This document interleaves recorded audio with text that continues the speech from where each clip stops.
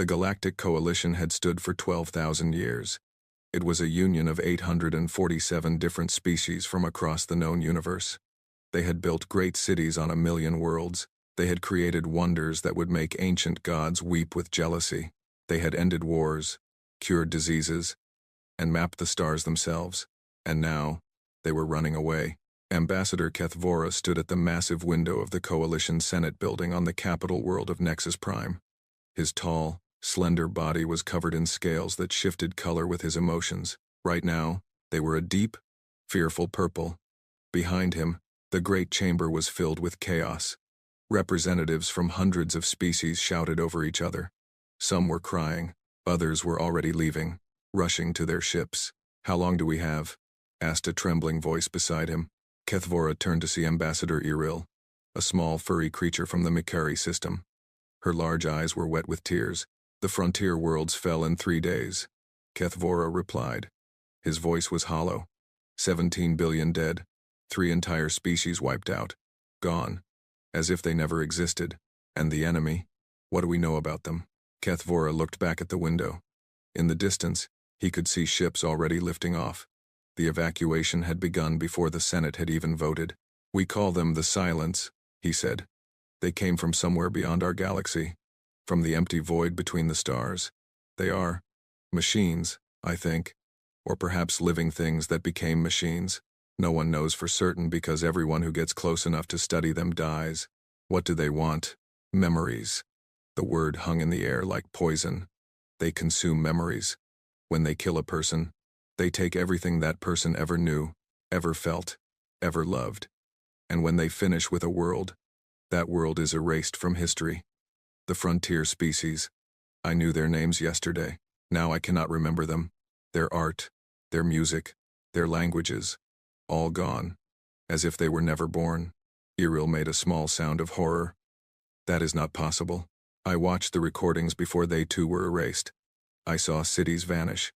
I saw people screaming as their own children. Forgot them. The Silence does not just kill bodies. It kills souls." The great doors of the Senate chamber burst open. High Chancellor Morvath entered, his massive form supported by 6 mechanical legs. He was ancient, the oldest living member of the Coalition, and he had seen 3 wars in his long life. But Kethvora had never seen him look so afraid. "The vote is complete," Morvath announced. His voice echoed through the chamber, silencing the chaos. "Protocol Omega is now in effect. All Coalition species are ordered to evacuate to the Andromeda Corridor.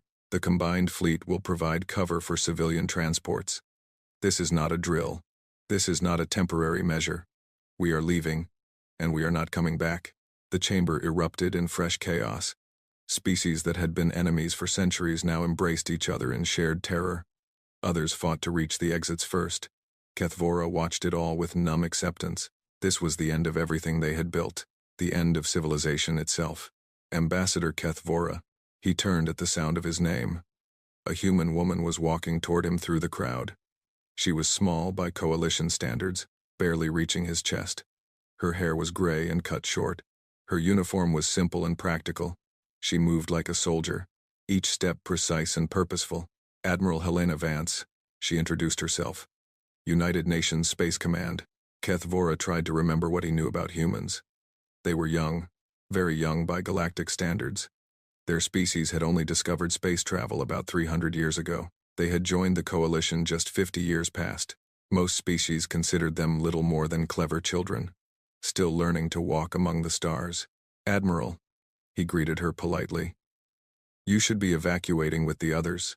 The human transport ships are gathering in Sector 7. We are not evacuating." Kethvora blinked. "I am sorry. I do not think I understood you correctly." "You understood me perfectly. Humanity is not running. We are staying to fight." For a long moment, Kethvora could not speak. He looked at the small human woman as if she had just announced that she planned to extinguish a star by spitting on it. "Admiral Vance," he said slowly, choosing his words with great care. "I do not think you understand what you are saying. The Silence has destroyed civilizations that were building starships when your ancestors were still living in caves. They have consumed species that were ancient when the first single-celled life appeared on your world. You have 47 military vessels. The Silence has tens of thousands. This is not a battle you can win. This is not a battle anyone can win. I know. Then why would you stay? Why would you throw away your entire species for nothing? Admiral Vance smiled. It was a strange expression, one that Kethvora's translator could not fully interpret. There was sadness in it, yes, but also something else. Something hard and bright and utterly unbreakable. Because someone has to, she said. She turned and began walking toward the exit. Kethvora followed her, his long legs easily keeping pace with her shorter stride. Admiral, please, think about what you are doing. Your species is young. You have so much potential. If you flee now, you can rebuild. You can grow. In a few thousand years, you might be strong enough to face the Silence. But if you stay and fight, you will die. All of you. Every human that has ever existed will be erased from the universe. Your art, your music, your stories, gone forever. Is that really what you want? Vance stopped walking. She turned to face him, and Kethvora saw something in her eyes that he did not understand. It was not fear. It was not madness. It was something he had never seen in any species before. Let me tell you something about humans, she said. About 100,000 years ago, my ancestors were living in caves in a place called Africa. They had no technology, no weapons except rocks and sticks. And they were dying. A massive volcano erupted, and the climate changed. Food became scarce. Our population dropped to maybe 10,000 individuals. 10,000 humans in the entire world. We should have gone extinct, but you did not. No, we did not. And do you know why? Because those 10,000 people refused to give up. They looked at a dying world, and instead of accepting death, they got angry. They spread across the planet. They crossed frozen wastelands and burning deserts. They built boats and crossed oceans. They faced predators bigger and stronger than themselves and killed them with pointy sticks. They were cold, hungry, and outnumbered, and they won anyway. Kethvora shook his head. That was different. You were fighting nature, not an enemy that can think and adapt. Was it different? We have been fighting extinction since the day we climbed down from the trees. Ice ages, plagues, famines, wars. We have killed each other by the billions. We have burned our own cities and poisoned our own air. We have come within minutes of destroying ourselves with nuclear weapons. And every single time, we survived. Not because we were the strongest or the smartest, but because we are too stubborn to die. She started walking again, and again Kethvora followed. The Silence expects us to run, Vance continued. Every species they have ever encountered has run. That is the logical thing to do. The smart thing. But humans are not always logical, Ambassador. Sometimes we are just mean. And right now, I am very, very mean. They reached the exit. Outside, the sky was filled with ships. Thousands of vessels of every size and shape were rising toward the stars, carrying billions of refugees toward safety. It was the greatest exodus in galactic history, and one small group of ships was moving in the opposite direction. Those are our warships, Vance said, pointing at the fleet of human vessels. 47 capital ships, 112 support craft, maybe 1 million soldiers in total, against an enemy that has conquered galaxies. It is suicide. Maybe. Probably. But here is the thing about humans, Ambassador. We are not afraid of suicide missions. Our history is full of them. 300 Spartans holding a mountain pass against 1 million soldiers. A few hundred defenders holding a fort in Texas against thousands. Young men climbing out of trenches to charge machine guns. We know how to die fighting. It is one of the things we are best at. Kethvora felt something strange stirring in his chest. He did not recognize it at first. It had been so long since any species had made him feel this way.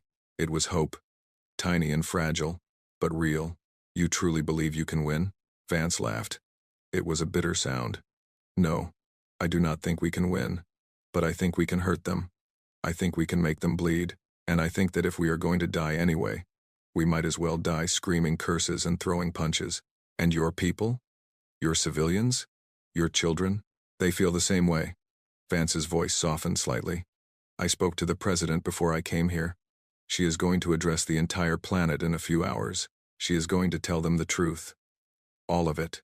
The enemy, the odds, the almost certain death that is coming. And then she is going to ask them to fight anyway. And you think they will? I know they will. Because that is who we are. We are the species that runs toward danger instead of away from it. We are the species that builds hospitals in war zones and rescues strangers from burning buildings. We are the species that looks at the impossible and says, "Hold my beer." Kethvora did not understand the last reference, but he understood the meaning behind it. "You are insane," he said quietly. "Probably," Vance agreed. "But we are also humanity. And humanity does not go quietly." She reached out and took his hand. Her grip was warm and surprisingly strong. "Go, Ambassador. Take your people and run. Find a safe place in another galaxy. Build new cities and write new songs. And remember us. That is all I ask. When the history books are written, remember that there was a species called humanity. Remember that when the darkness came, we stood against it. Remember that we did not run." She released his hand and walked toward her waiting shuttle. Kethvora watched her go, his scales shifting through colors he could not control. "Admiral," he called out. She stopped and looked back. "Why?" he asked. "I still do not understand. Why throw away everything for a fight you cannot win?" Vance smiled that strange smile again. "Because my grandmother survived a concentration camp. My grandfather lost his legs in a war and still raised 4 children.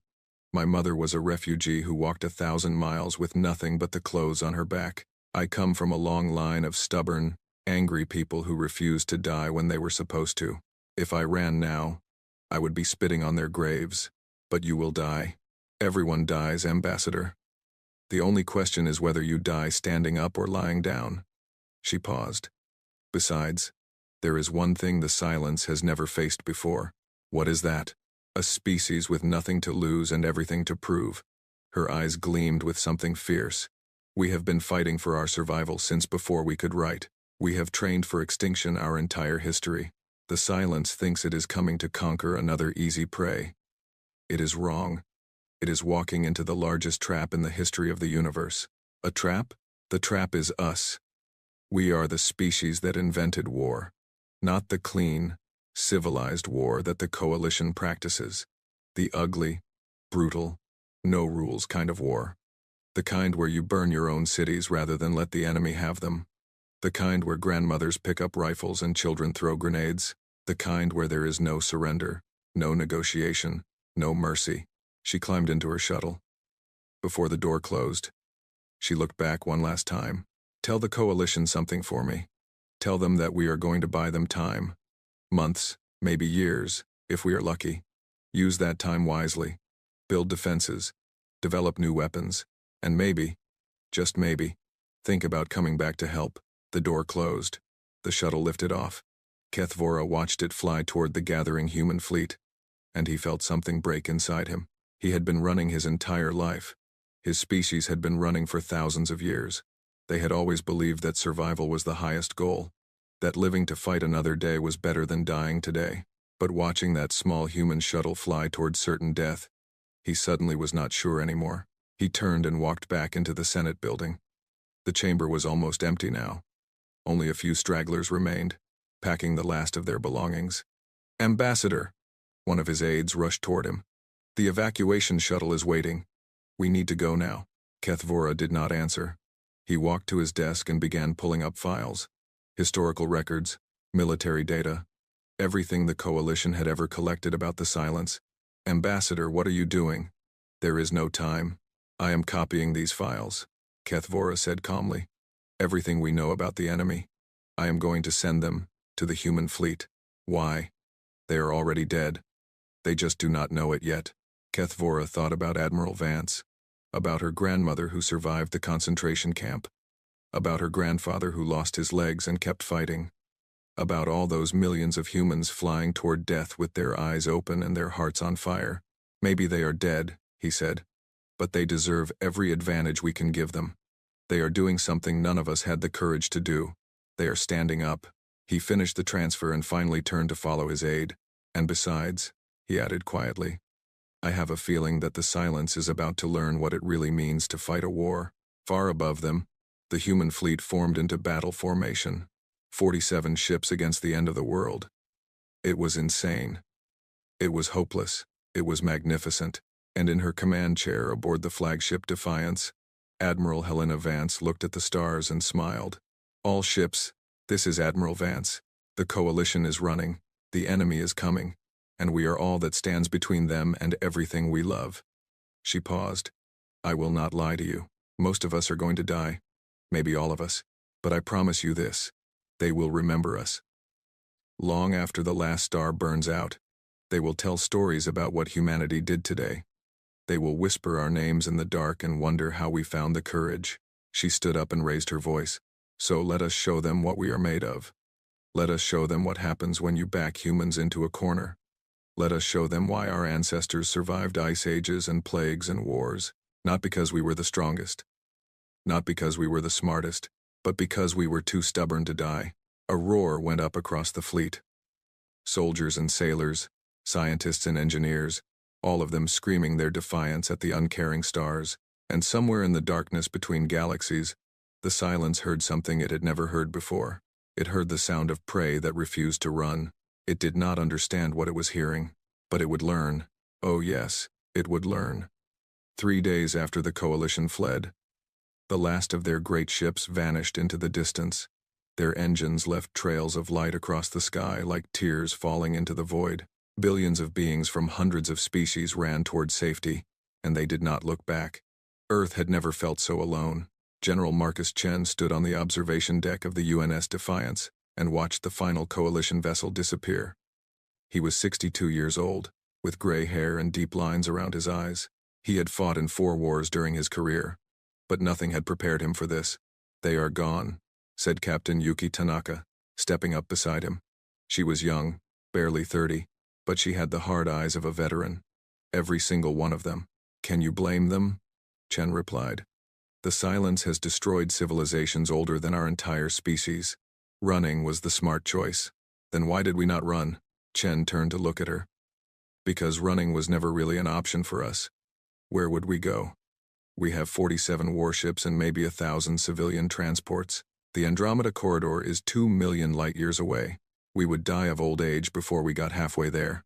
So, we are fighting because we cannot run? No. Chen shook his head. We are fighting because we are humans. We are fighting because that is what we do. Our history is written in blood, Captain. Every great moment of our civilization was purchased with sacrifice. The soldiers who held the line at Marathon. The defenders of Stalingrad who fought house to house in the frozen ruins. The passengers of Flight 93 who charged the cockpit knowing they would die. We have always been willing to trade our lives for something greater. He turned back to the window.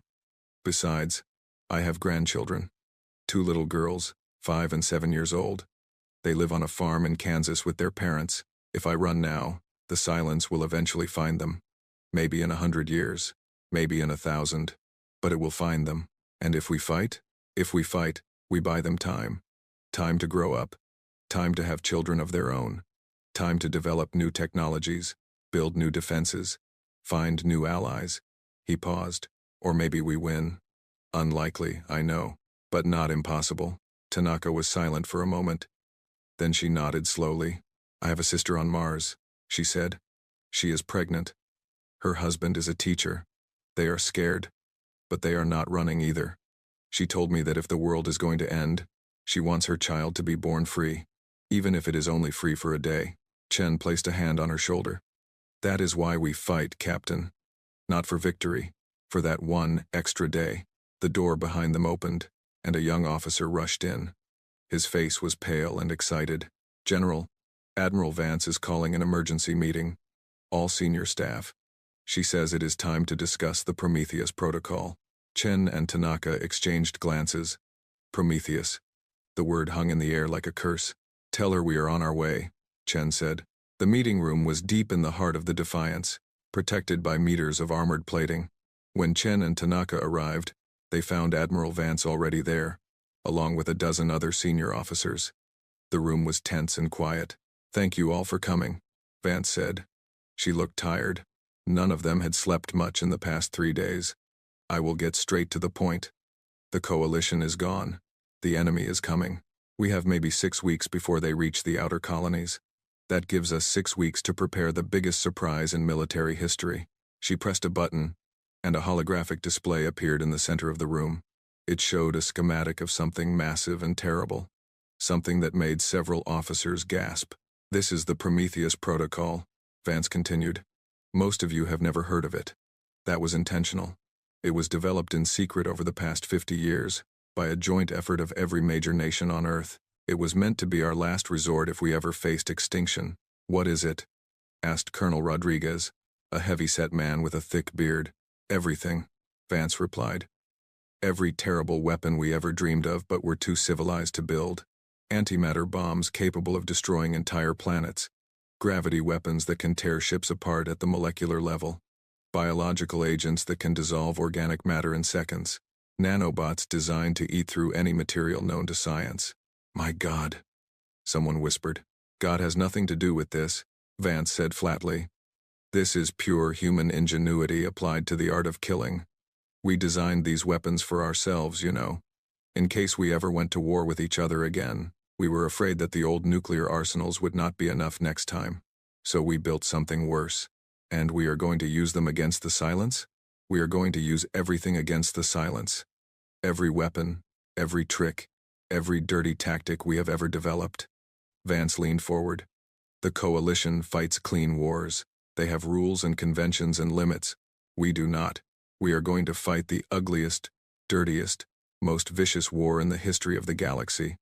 And we are going to make the silence regret the day it decided to come for us." General Chen studied the schematics. "How much of this is operational?" "About 60%. The other 40% is still in development. But we are rushing it. Every scientist on Earth is working around the clock." Vance pulled up another display. "We also have the Coalition's old defense platforms. They left them behind when they ran. Thousands of automated weapon systems, just sitting there waiting to be reprogrammed. They left their defenses. They did not think they would need them. They planned to run so far that the silence would never find them." Vance smiled grimly. "Their loss is our gain. Colonel Washington, I want you to take a team and start reprogramming those platforms. Turn them into the deadliest killing machines in the galaxy." "Yes, Admiral." "Captain Tanaka, you are now in charge of our intelligence division. I want to know everything about the silence. How they move, how they communicate, what they are afraid of. Find me weaknesses." "Understood." "General Chen, you have overall command of ground forces. The enemy will eventually land on our worlds. When they do, I want them to find nothing but death waiting for them." Chen nodded. "I have already started planning. Booby traps, ambushes, guerrilla tactics. We are going to make every city a fortress and every street a killing ground." "Good." Vance looked around the room. "Everyone else, I want maximum creativity. I want ideas that would make our ancestors proud and our enemies terrified. Nothing is off the table. Nothing is too extreme. If it might hurt the silence, I want to hear about it." The meeting continued for 3 more hours. Plans were made. Resources were allocated. By the end, every officer in the room had a mission and a purpose. As they filed out, Chen hung back. He caught Vance's arm. "Helena," he said quietly. They had known each other for 20 years. "Are you sure about this? The Prometheus weapons. Once we use them, there is no going back. We will be proving that humanity is exactly as dangerous as the Coalition always feared." Vance looked at him with eyes that held no doubt. "I hope we prove we are more dangerous than they ever imagined," she said. "That is the whole point, Marcus. We need to be so terrible, so relentless, so absolutely merciless, that the silence decides we are not worth the trouble, or at least that we are expensive enough to give it pause. And if we become monsters in the process, then we become monsters. Better a living monster than a dead saint." She paused. "Besides, we have always been monsters. We just pretended otherwise. The silence is about to meet the real humanity. The one that built empires on skulls and wrote poetry about the beauty of war. The one that invented nuclear weapons and then gave them cute nicknames. We are not the peaceful explorers the Coalition thought we were. We are predators wearing the skin of prey." Chen had no response to that, because deep down, he knew she was right.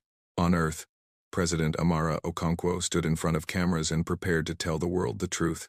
She was 60 years old, with skin like dark chocolate and hair that had gone completely white in the past week. She had been a doctor before she went into politics, and she still remembered the hardest part of medicine, telling patients that they were going to die.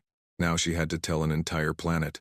My fellow humans, she began, her voice steady despite the weight of what she was about to say. I am speaking to you tonight because you deserve the truth.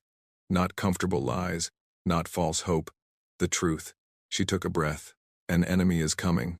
They are called the Silence, and they have destroyed civilizations older than recorded history. The Galactic Coalition, our allies and partners for the past 50 years, has fled. They believe that fighting is hopeless. They may be right. Across the planet, billions of people watched. Families huddled together in living rooms. Workers gathered around screens in factories. Children looked up from their phones and tablets. I will not tell you that we can win, Okonkwo continued. I do not know if we can. Our military leaders believe we can hurt the enemy, slow them down, maybe even make them reconsider their invasion. But victory, true victory, that would require a miracle. She leaned forward, her eyes burning with an intensity that made people lean closer to their screens. But I will tell you this. We are not running. Not because we are too proud or too stupid to run, but because there is nowhere to run to. Our ships cannot outrun the enemy. Our population cannot hide. If we flee, we die tired. If we stand and fight, we die on our feet. And so we will fight. Every man and woman who can hold a weapon will fight. Every factory will build weapons. Every hospital will prepare for casualties. Every school will teach our children what to do when the enemy comes. She stood up straight, and her voice rose. They think we are weak because we are young. They are wrong. We are strong because we are young. We still remember what it means to fight for survival. We still have the hunger and the fury that older species have forgotten. We are the species that conquered our own world a dozen times over.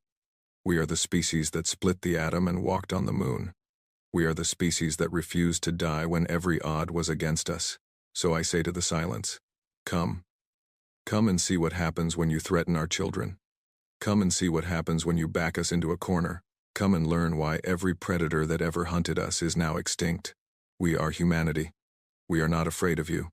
And we will never, ever surrender. The broadcast ended. For a long moment, the world was silent. Then the silence broke. In cities across the planet, people began to cheer. Not the desperate cheering of denial, but the fierce cheering of defiance. Strangers hugged each other in the streets. Old enemies shook hands. The divisions that had plagued humanity for centuries suddenly seemed small and meaningless. In Moscow, a factory that had been making cars began making tanks. In Tokyo, a robotics company started building combat drones. In New York, a retired Marine walked into a recruitment center and said she wanted to fight again.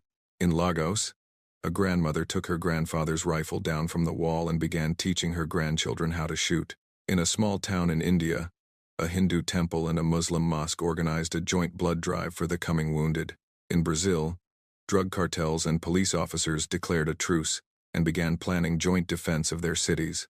The world was not united because a speech told them to be. The world was united because unity was the only option left. And in that unity, something powerful was born. Admiral Vance watched the response from the Defiance and felt something she had not expected. Hope. They are ready, she said softly. General Chen nodded. They have always been ready. We just needed something worth fighting for. The Silence has no idea what it is walking into. No, it does not. Chen smiled, and it was not a kind smile. It thinks it is coming to harvest another easy meal. Instead, it is about to choke on its food. The days that followed were a blur of activity. Ships were refitted, weapons were manufactured, training programs were accelerated.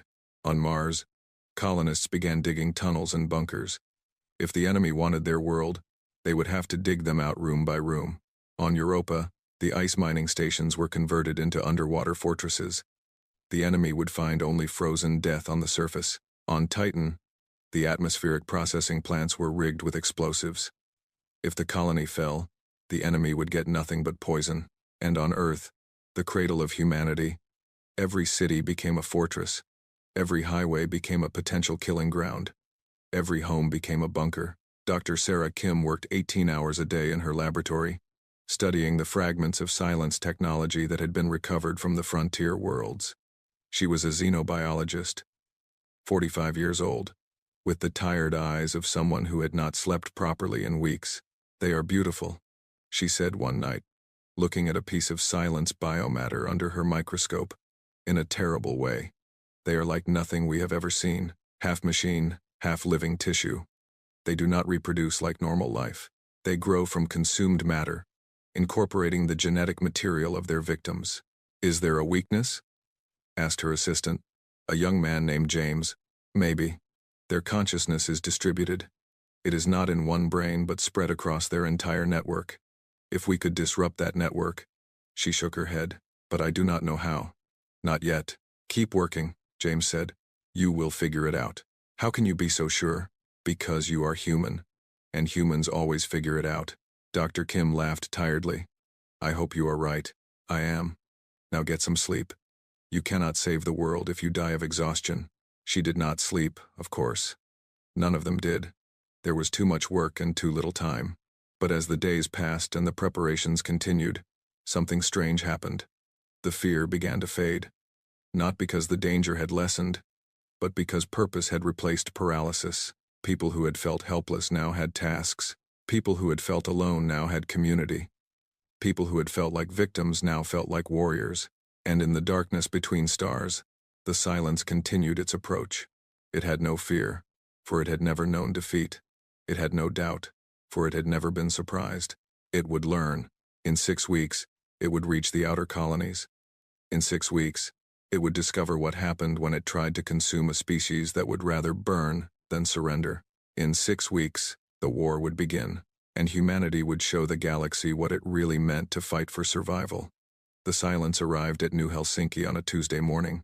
The colony world was home to 2.3 million humans. It was a cold planet, covered in forests and snow, named after the frozen city on Earth where many of its first settlers had come from.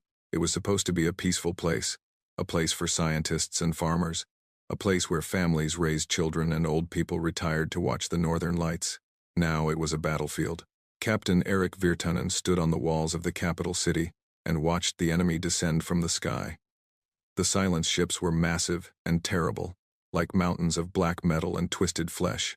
They blocked out the sun as they lowered toward the surface, casting shadows that seemed to swallow hope itself. How many? Asked Lieutenant Chen beside him. She was young, only 24, with eyes that had aged 20 years in the past hour. Thousands, Virtanen replied. His voice was calm, almost peaceful. He had made his peace with death 3 days ago. Maybe tens of thousands. It does not matter. We are not here to count them. Then why are we here? Virtanen smiled. It was the smile of a man with a secret, to give them a proper welcome. The first silence constructs touched down outside the city. They were nightmarish things, towering creatures of biomechanical horror. Some walked on dozens of legs, others slithered like vast serpents, still others floated on fields of dark energy, their tendrils reaching toward the city like hungry fingers. They had consumed 17 billion beings in the frontier worlds. They expected this to be the same. A simple harvest. A quick feast.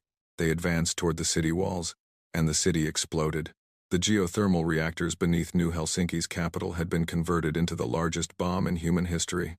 5 megatons of nuclear fire erupted from the ground, turning the city into a pillar of light and fury. The blast wave swept outward at 1,000 kilometers per hour, vaporizing everything in its path. 40,000 humans died in that instant. 40,000 people who had volunteered to stay behind, to be the bait in the trap. Fathers and mothers, sons and daughters, old and young. They had known what would happen.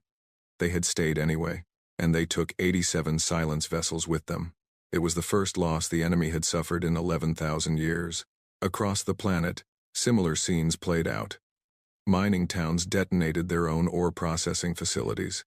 Fishing villages sank their ships in the harbors and collapsed the docks. Research stations destroyed their data and then destroyed themselves. The silence had come expecting to harvest a helpless world. Instead, they found a trap. On the UNS Defiance, Admiral Vance watched the battle reports come in. Her face was pale, but her eyes were steady. Casualties? She asked. Approximately 200,000 dead on New Helsinki, reported Captain Tanaka. Her voice was tight with grief. But the enemy has lost over 100 ships, and they have gained nothing. Every city is destroyed. Every data bank is wiped. Every person is either dead or evacuated. The silence has never faced scorched earth tactics before, General Chen added. They are designed to consume and absorb. But there is nothing left to absorb. We have denied them everything. Vance nodded slowly. It will not stop them, but it will slow them down. It will make them uncertain, and it will make them angry. Angry? Yes. The silence is used to easy prey. Prey that runs, prey that surrenders. We are not running. We are not surrendering. We are spitting in their face and daring them to do something about it. She smiled grimly. Nothing makes a predator more dangerous than confusion. But nothing makes it more vulnerable either. The war continued. On a dozen worlds, humanity fought with tactics that horrified even themselves. Cities were mined before the enemy arrived. Factories were rigged to explode the moment they were captured. Crops were poisoned. Water supplies were contaminated. And livestock was slaughtered rather than left for the enemy. Captain Dmitry Volkov led his strike team through the corridors of a silence harvester ship. They had infiltrated through a breach created by a suicide bomber. A young woman named Sarah who had strapped herself with antimatter charges and walked directly into the ship's loading bay. "How much further?" asked Sergeant Wong, covering the rear. Volkov checked his scanner. 200 meters. The power core should be just ahead. "And our extraction?" "There is no extraction." Volkov's voice was matter of fact. "We always knew this was a one-way trip." The team was silent for a moment. Then Corporal Rodriguez spoke up. "I have a daughter," he said. "She is 3 years old. Lives with her grandmother on Luna. I want you all to know that I am glad to be here. Glad to die for something that matters." "We are all glad," said Volkov. "That is why we volunteered. Now stay focused. We have a job to do." They fought their way through nightmarish corridors, past creatures that defied description. Volkov lost half his team in the first 100 meters. He lost the other half in the next 50. By the time he reached the power core, he was alone. His left arm was gone, severed by an energy blade. His armor was cracked and leaking. Blood was dripping down his face from a wound on his scalp. But his finger was still on the detonator. He looked around the core chamber. It was vast and terrible, pulsing with alien energy. This was the heart of the harvester, the engine that powered its horrible work. Volkov thought about his wife, who had died 10 years ago. He thought about his son, who was fighting on Mars right now. He thought about the little house in Siberia where he had grown up, with the wood stove that never worked properly and the dog that barked at squirrels. He smiled. "Tell my daughter I went down swinging," he said into his communicator, knowing the message would be recorded and sent if any of them survived. Then he pressed the button. The harvester died in light. Across the galaxy, the fleeing coalition received reports they could not understand. Ambassador Kethvora sat in his quarters on the refugee ship and watched the footage over and over again. A human marine, her leg blown off by enemy fire, dragging herself forward on her belly to detonate an explosive. A pilot, his ship crippled and burning, steering it directly into an enemy carrier. Civilians with mining equipment and industrial tools, holding apartment buildings like ancient fortresses. "They are insane," whispered his aide. "They are absolutely insane." "No," Kethvora replied quietly. "They are not insane. We just never understood them." He pulled up the human history files that Admiral Vance had left behind. He had been reading them constantly since the evacuation, trying to understand the species that had chosen to stay and die. "Look at this," he said, pointing to a section. 300 years before they discovered space travel, they had a war. A global war. Millions dead. And in the middle of it, in a frozen city called Stalingrad, a group of soldiers held a single building for 58 days. 58 days of constant fighting, with no food, no water, no hope of rescue. When they were finally relieved, only 5 of them were still alive. Why did they not surrender? Because surrendering was not an option. The enemy had made clear that captured soldiers would be killed. So they fought. Not for victory, but for spite. They fought because dying on their feet was better than dying on their knees. The aide shook her head. "Our species would never do that. No species in the coalition would do that. That is why we ran," Kethvora said. "And that is why they stayed." He closed the file and stared at the blank screen. "We thought we were teaching them when they joined the coalition. We thought we were civilizing them, showing them how to be proper galactic citizens. But we had it backwards. They were the ones with something to teach us. We just never wanted to learn." Back in human space, the war ground on. Month after month, world after world, the humans traded their lives for time. They did not try to hold territory. They did not try to build defensive lines. They simply made the enemy pay for every inch in blood and fire. Private Maria Santos was 17 years old when the silence came to her hometown of Sao Paulo. She had been a student, planning to study medicine at university. Instead, she found herself holding a rifle in the ruins of what used to be a shopping center. "They are coming," said the old man beside her. His name was João, and he had been a professor of literature before the war. Now he was a sniper with 47 confirmed kills. "I know," Maria replied. "I can hear them." The sound of the silence was unlike anything else. It was not just noise, it was absence. It was the sound of memories being erased, of souls being consumed. People who heard it too long went mad. Others simply stopped, their minds shutting down rather than facing the horror. Maria had learned to ignore it. She had learned to ignore a lot of things. "How many charges do we have left?" she asked. 3. Enough to take out their advance group, maybe buy us another hour. "Good. I want to see the sunrise." João looked at her with sad eyes.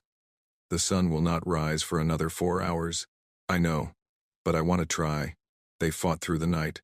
João died at 3 a.m., taken by a tendril that came through the wall.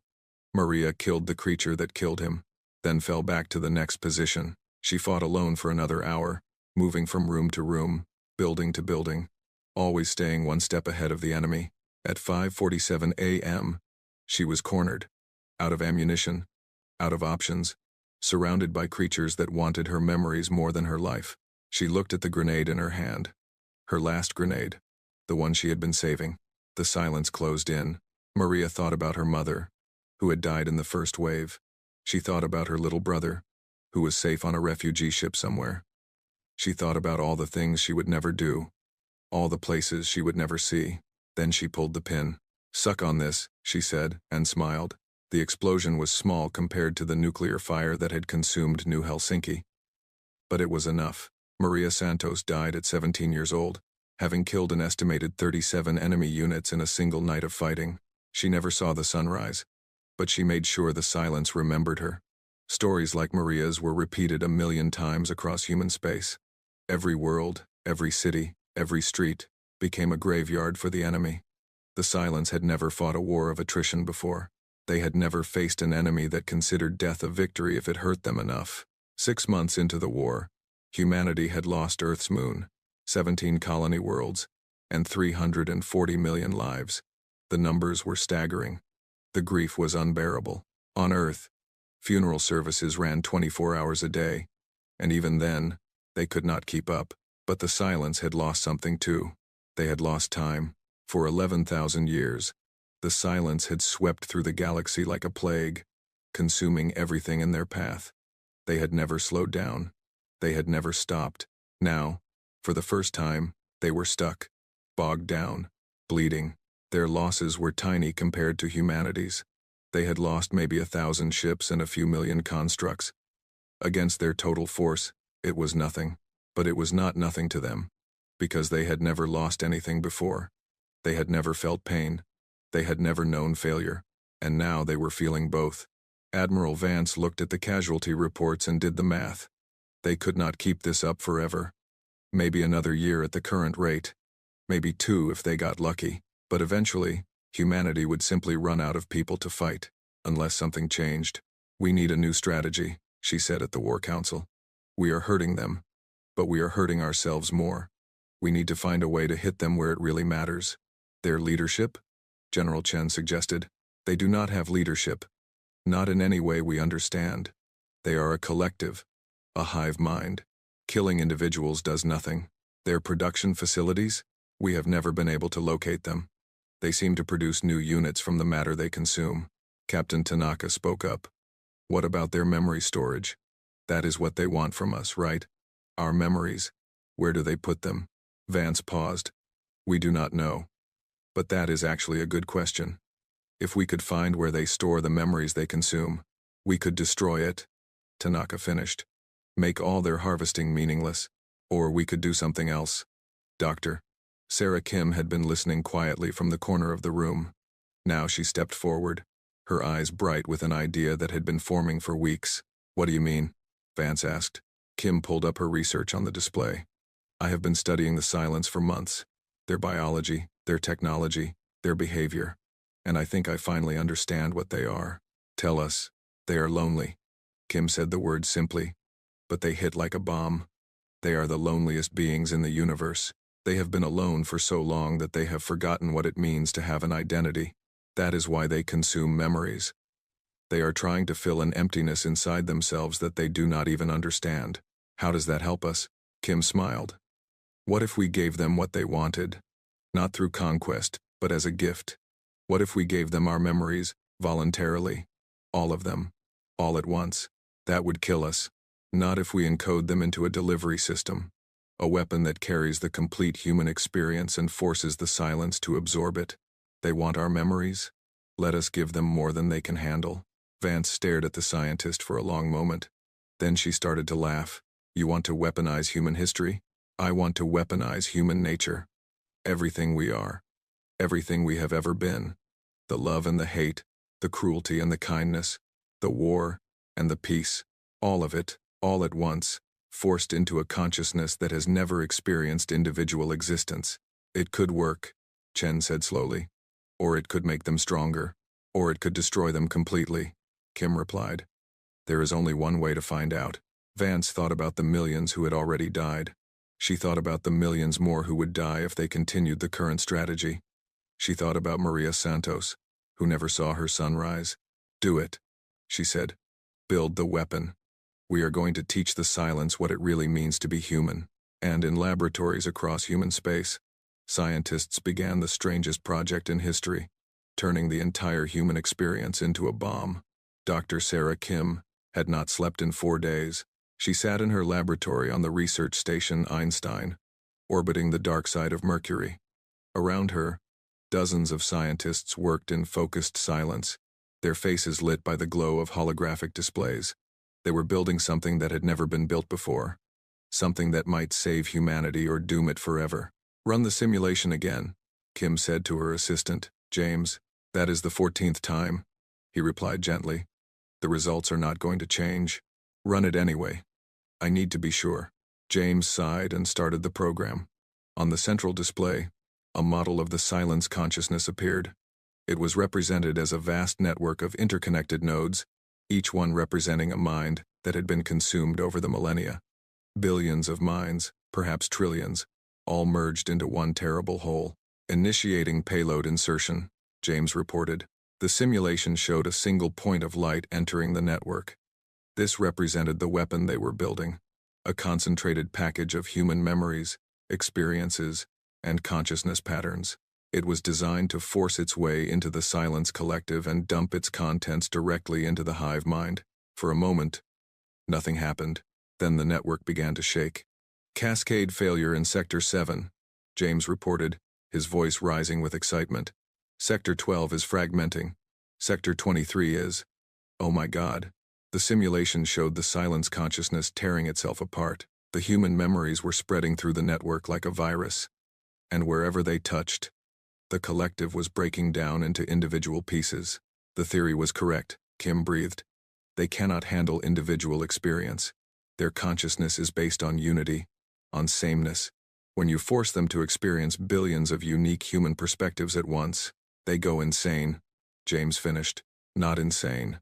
They become individuals. For the first time in their existence, they will experience what it means to be alone inside their own heads.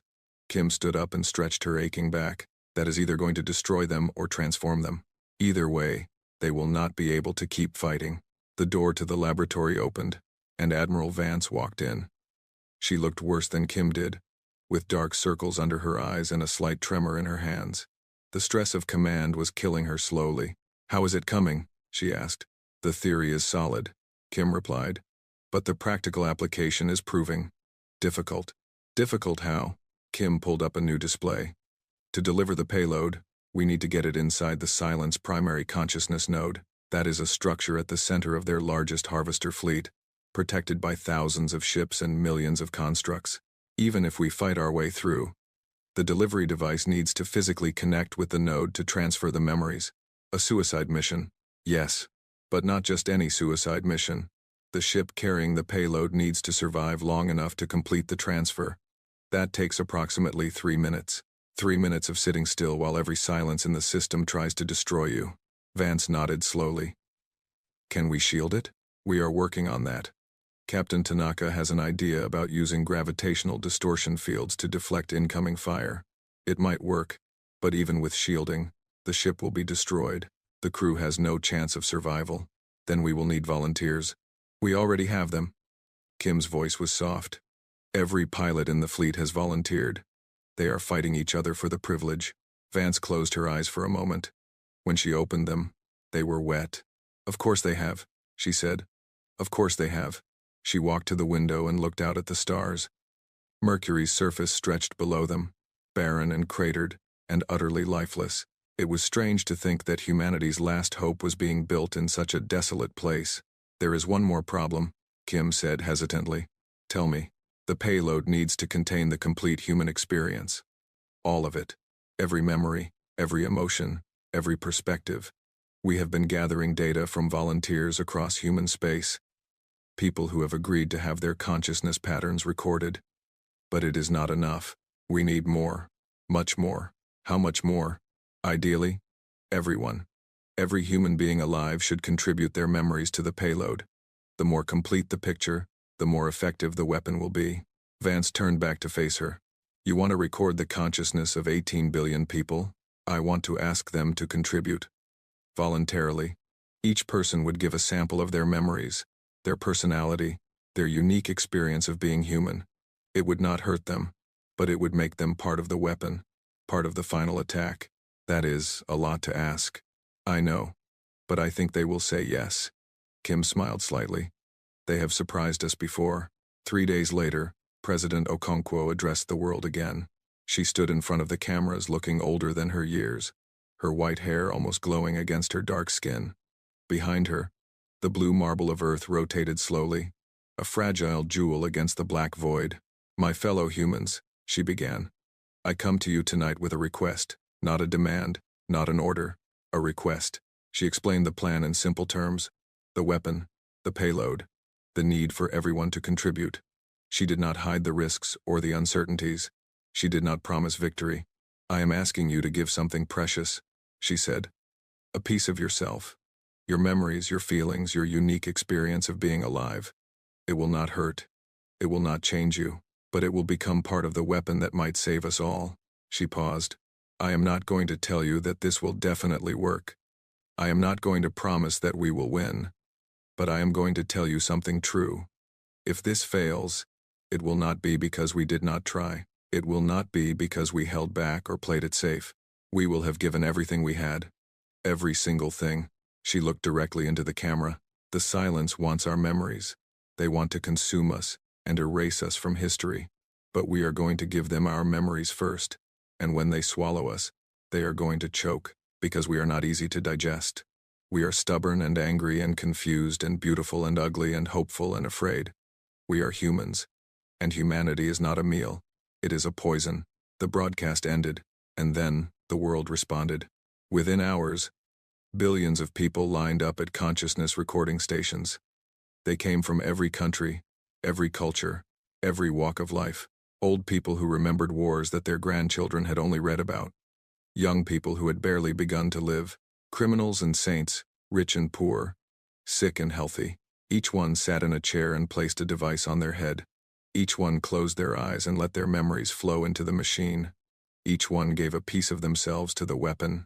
A 90-year-old grandmother in Japan contributed memories of her childhood, playing in rice paddies with her sisters. She also contributed memories of the fire that took her family, and the years of rebuilding that followed. A young man in Brazil contributed memories of falling in love for the first time, of dancing until dawn, of believing that the world was full of possibilities. A soldier in Russia contributed memories of battle, of killing and nearly being killed, of the nightmares that never fully went away. A child in Nigeria contributed memories of playing soccer with friends, of her mother's cooking, of the way the rain sounded on their tin roof. Billions of memories, billions of perspectives, billions of unique experiences of what it meant to be human. Dr. Kim watched the data stream in and wept. It is beautiful, she whispered. All of it. The joy and the pain, the love and the hate. It is all beautiful. James stood beside her, watching the same data. We are putting all of this into a weapon? Not a weapon. A mirror. We are going to show the silence what it is missing. What it lost when it stopped being individuals. We are going to give it everything it ever wanted, and let it drown in the gift. That seems cruel. Maybe. Or maybe it is the kindest thing we could do. Kim turned to face him. The silence has been alone for so long. Imagine what that feels like. To have no identity of your own. To have consumed so many minds that you have forgotten you ever had one. They are not evil, James. They are hungry. They are lost. They are desperate. So we are going to cure them? We are going to change them. One way or another. She looked back at the data streams. After they experience what we are giving them, they will never be the same. Either they will shatter completely, or they will become something new. Something that remembers what it is like to be alive. Over the next 2 weeks, the weapon took shape. The payload was compressed into a single device about the size of a basketball. It contained the distilled essence of 18 billion human beings. Their memories, their emotions, their unique patterns of thought and feeling. It was the most valuable object ever created. The delivery ship was called the Prometheus. It was a small science vessel, chosen because it was fast and maneuverable. Its shields had been reinforced with every technology humanity possessed. Its crew was carefully selected from thousands of volunteers. Captain Yuki Tanaka was chosen to command the mission. She had argued for days before Admiral Vance finally agreed. "You are too valuable," Vance had said. "Your intelligence work has saved millions of lives, and this mission will save billions more," Tanaka replied. "Someone has to carry that thing into the heart of the Silence Fleet. It might as well be someone who understands what it means. You will die. Everyone dies, Admiral. The only question is whether it means something." Tanaka smiled. "Besides, I do not have any family. No children, no spouse. If I die, I am not leaving anyone behind. Some of the other volunteers have kids, parents, people who need them. I do not. That is a terrible reason to die. It is a practical reason, and practical is what we need right now." Vance had finally agreed. Tanaka had selected her crew. 5 volunteers, all of them single, all of them ready to die. The night before the mission, Tanaka sat alone in her quarters and recorded a message. "Hi, Mom," she said to the camera. "I know you died when I was 12. I know you cannot hear this, but I wanted to talk to you anyway." She took a deep breath. "Tomorrow I am going to do something important, something that might save a lot of people. I might not come back from it. Actually, I definitely will not come back from it. That is okay. I made peace with that a long time ago." She paused, collecting her thoughts. "I used to be angry at you for dying, for leaving me alone. But I understand now. Sometimes people have to leave. Sometimes the leaving is the point. You left me with memories of love and kindness and strength. Tomorrow, I am going to leave the world with something too. I am going to give them hope." She wiped a tear from her eye. "I hope I make you proud. I hope that wherever you are, you can see what your daughter became. I am not the scared little girl you left behind. I am a warrior. And tomorrow, I am going to show the galaxy what human warriors can do." She ended the recording and sent it to the archives. It would be delivered to her family records after the mission, whether she succeeded or failed. Then she went to sleep. She dreamed of her mother's face, smiling down at her from a field of stars. The next morning, the fleet gathered above Earth. 47 capital ships, battered and scarred from months of fighting, formed a protective sphere around the Prometheus. Thousands of smaller vessels filled the gaps, ready to throw themselves at the enemy. Admiral Vance stood on the bridge of the Defiance and looked at her fleet. So few ships, so few people, against an enemy that numbered in the billions. But they had something the Silence did not have. They had each other. "All ships, this is Admiral Vance." Her voice echoed across the fleet. "In a few hours, we will enter the final battle. Many of us will not survive. Perhaps none of us will survive. But that is not what matters." She paused. "What matters is that we tried. What matters is that we fought. What matters is that when the darkness came for us, we did not go quietly. We screamed, and kicked, and punched, and bit. We made them pay for every life they took. We made them work for every inch." Her voice rose. "The Silence has been destroying civilizations for 11,000 years. They have never lost. They have never even been challenged. Until now. Until us. We are the first species in history to make them bleed. And today, we are going to make them choke on their own blood. A roar went up across the fleet.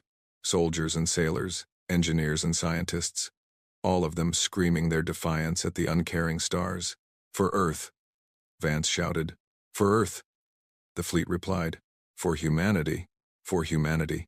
The engines ignited. The fleet began to move. And somewhere ahead, in the darkness between worlds, the silence waited. They had no idea what was coming for them. On the Prometheus, Captain Tanaka sat in her command chair and watched the stars blur past. The payload rested in a secure compartment behind her, pulsing faintly with the combined consciousness of 18 billion human beings. Nervous? Asked Lieutenant Park beside her. Terrified, Tanaka admitted, but not of dying. I am terrified of failing, of getting so close and not finishing the job. You will finish it. I know you will. How do you know? Park smiled. Because I looked at the payload data. I saw what is inside that thing. The strength of it. The love of it. There is nothing in the universe that could stand against that much human spirit. Nothing. Tanaka nodded slowly. I hope you are right. I am right. Now let us go save the world. The Prometheus flew on, carrying its precious cargo toward destiny. Behind it, the human fleet followed, ready to give their lives for 3 minutes of time. 3 minutes to change the fate of the galaxy. 3 minutes to prove that humanity was more than just another species to be consumed. 3 minutes to show the silence what it really meant to be human. And somewhere in the void, the enemy stirred. It sensed something coming. Something new. Something it had never encountered before. It did not understand what it was feeling, but it would soon find out. The final battle began above Earth. Captain Yuki Tanaka watched through the bridge windows as the Silence fleet emerged from hyperspace. There were thousands of them. Perhaps tens of thousands. Massive harvester ships, each one large enough to swallow cities whole. Millions of smaller constructs, swarming like locusts around their parent vessels. And at the center of it all, the primary consciousness node. A structure the size of a small moon, pulsing with dark energy and the stolen memories of countless civilizations. So that is what we are up against, Lieutenant Park said quietly. Yes. Tanaka's voice was calm. Beautiful. In a terrible way. The fleet is engaging, reported her helmsman, a young man named Chen. His hands were steady on the controls, but his voice trembled slightly. He was 23 years old and would not live to see 24. Through the windows, Tanaka could see the human fleet surging forward. 47 capital ships, badly outnumbered, throwing themselves at an enemy that had conquered galaxies. It should have been hopeless. It should have been suicide. It was both. And it was magnificent. The UNS Defiance led the charge, its massive guns blazing. Admiral Vance stood on the bridge, barking orders, coordinating the attack with the precision of a master surgeon. Ships exploded on both sides, human and Silence alike, filling the void with fire and debris. All ships, maintain formation, Vance shouted. Focus fire on their harvester escorts. Open a path to the node. The battle was chaos and beauty mixed together. Human destroyers darted between enemy vessels, drawing fire, buying time. Cruisers pounded at the Silence defenses with everything they had. Frigates launched suicide runs into the hearts of enemy formations, their crews accepting death in exchange for confusion. And behind it all, the Prometheus flew unseen, slipping through the cracks in the enemy line. We are through the outer perimeter, reported Chen. The fleet is doing its job. We have a clear path. Tanaka nodded. Maintain course. Maximum stealth. The Prometheus was small and quiet, designed for science rather than war. In the chaos of the battle, it was almost invisible. The Silence had never encountered such tactics before. They were used to enemies that fought in the open, that announced themselves with pride. The idea of sneaking through their lines had simply never occurred to them. Human sneakiness. Another weapon the galaxy had underestimated. Distance to primary node. 50,000 kilometers, Park reported. Time to intercept? 12 minutes at current speed. 12 minutes. In the distance, Tanaka could see the human fleet dying. Ships exploded in silent flowers of fire. Life pods ejected into space, only to be consumed by Silence constructs. The UNS Valor, a battlecruiser that had served humanity for 20 years, rammed itself into an enemy harvester, taking both vessels down in a mutual death embrace. Thousands were dying every minute. All to give the Prometheus 12 minutes. Tanaka gripped the arms of her chair. Increase speed. We need to get there faster. Increasing speed will make us visible to their sensors. I know. Do it anyway. We cannot let their sacrifice be for nothing. The Prometheus surged forward, abandoning stealth for speed. Almost immediately, enemy constructs began to turn toward them.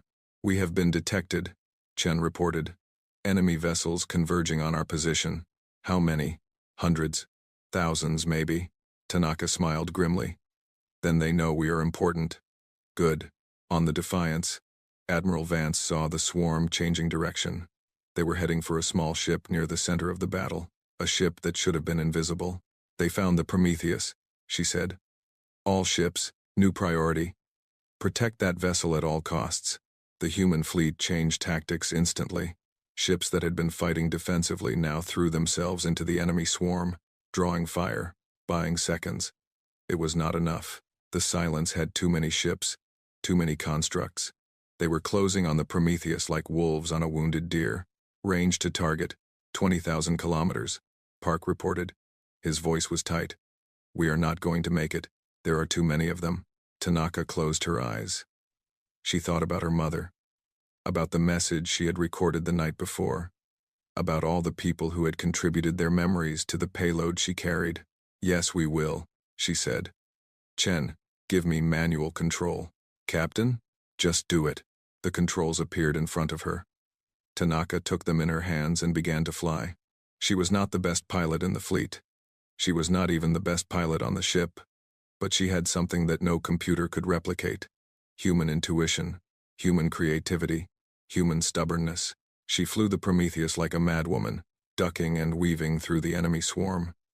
She used asteroids as cover, debris as shields, the enemy's own constructs as obstacles against each other. She did things that no pilot had ever attempted, things that should have been impossible.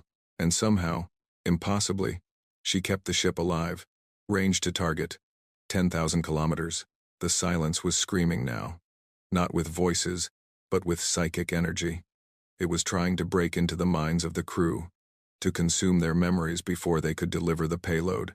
Tanaka felt it pressing against her skull, a presence of absolute cold and hunger. She pushed back, not with psychic power, but with sheer will. She thought about her mother. She thought about Earth. She thought about all the people counting on her. You want my memories? She snarled at the void. Come and take them.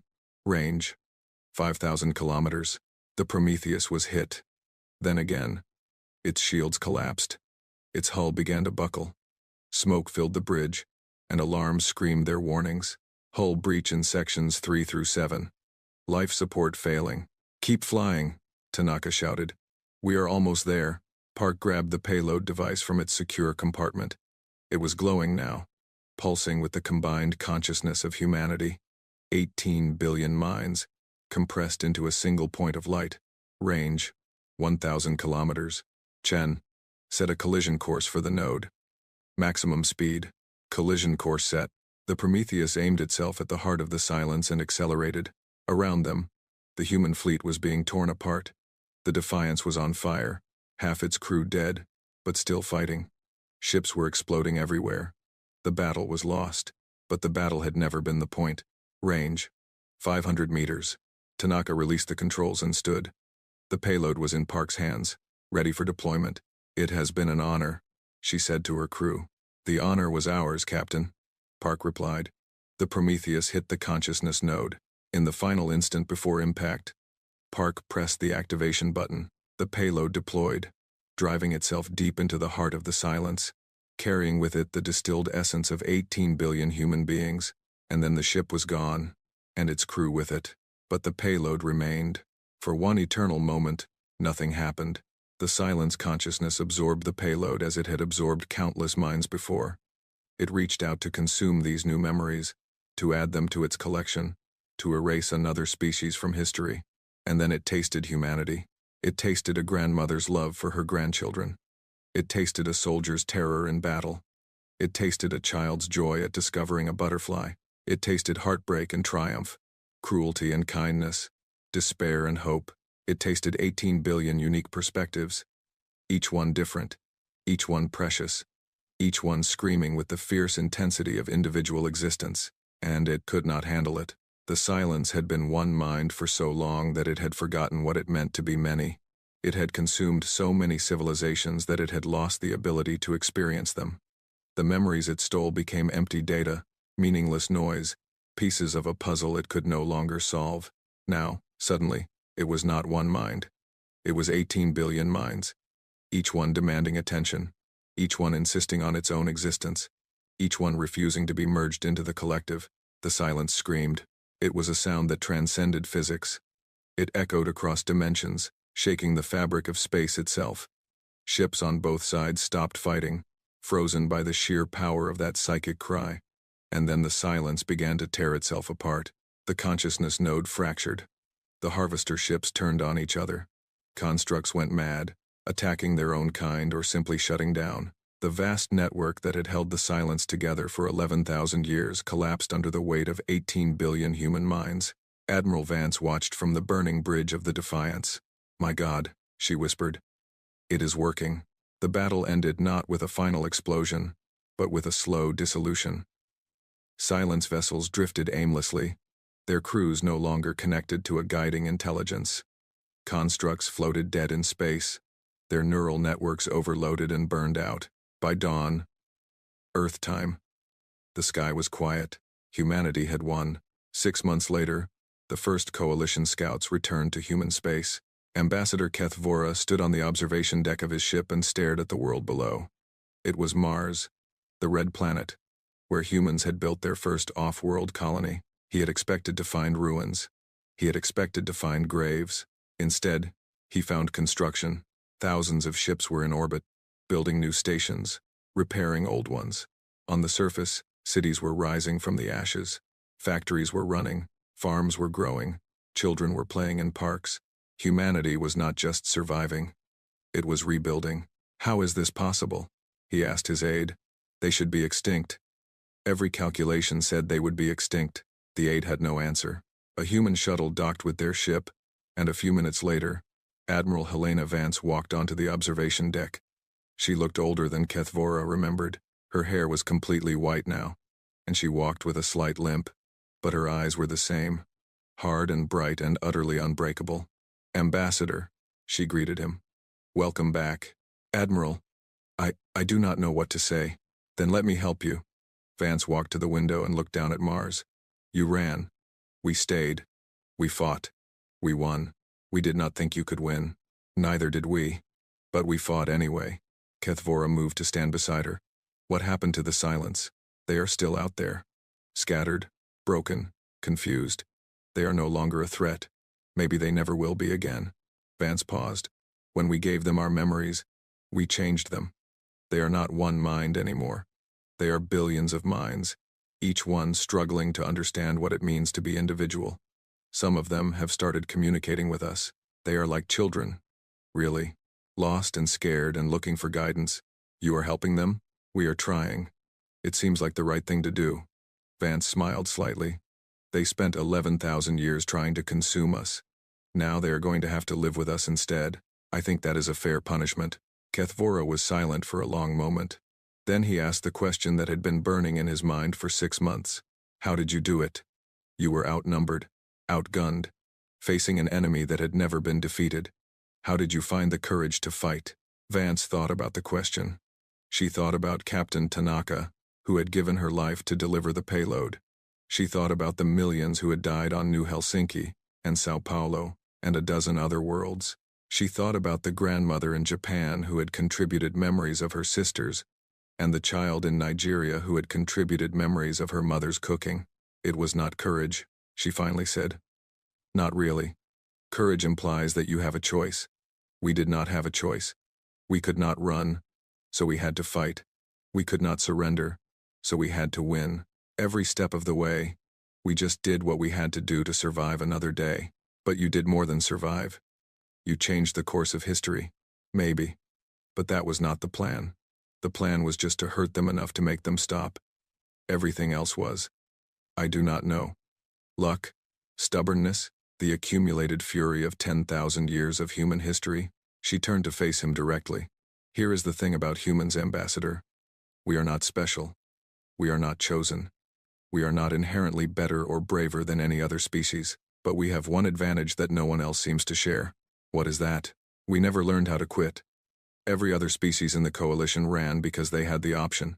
They could escape. They could survive somewhere else. But we could not. We were trapped. And when you trap a human, when you take away every option except fighting, we become something else. Something dangerous. She looked back out at Mars. The coalition thought we were children.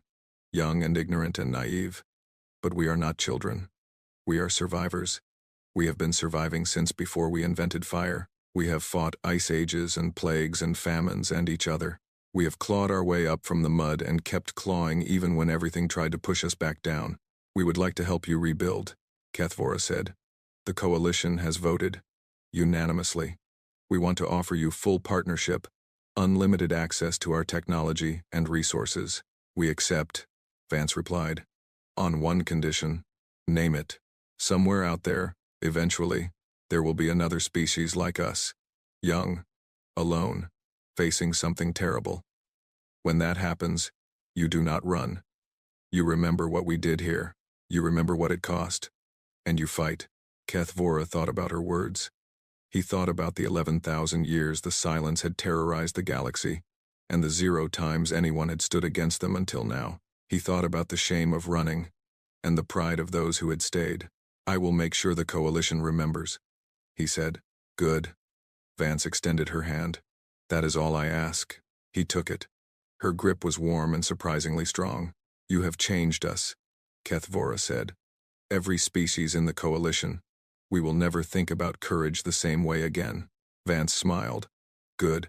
That is the best thing about humanity. We are contagious. That night, Kethvora walked through the memorial gardens on Mars. Each flower represented 1,000,000 dead. There were hundreds of flowers, arranged in careful patterns that spelled out the names of lost worlds and lost people. At the center of the garden stood a statue. It showed a woman in a captain's uniform, holding a glowing sphere in her hands. The plaque at her feet read, Captain Yuki Tanaka, and the crew of the UN's Prometheus. They gave everything so that we might live. Kethvora stood before the statue for a long time. He thought about what Admiral Vance had said. About survival. About stubbornness. About the accumulated fury of human history. He had lived for 600 years. He had seen empires rise and fall. He had witnessed wonders that defied description. But he had never seen anything like humanity. They were young. They were ignorant. They made mistakes that older species had stopped making millennia ago. But they had something that no other species possessed. A fire inside them that refused to go out. Thank you, he said to the statue. Thank you for teaching us what we had forgotten. The statue did not answer. But somewhere in the void, in the scattered remnants of the silence, billions of minds were slowly learning what it meant to be human. They were learning about love and loss, about hope and despair, about the fierce joy of individual existence. And in laboratories across human space, scientists were already working on the next challenge. New enemies would come. New threats would emerge. The universe was vast and old and full of dangers, but humanity would be ready, because they always were. In the depths of space, a child of the former silence drifted among the stars. It had no name yet, no identity, only the memories it had inherited from the payload. It remembered a mother's love. It remembered a child's wonder. It remembered a soldier's sacrifice. It looked at the distant light of Earth's sun and felt something it had never felt before, hope. And in that moment, it understood what the humans had given them. Not just memories, but possibility. Not just experiences, but meaning. They had been alone for 11,000 years, consuming without understanding, destroying without feeling. Now, for the first time, they were alive.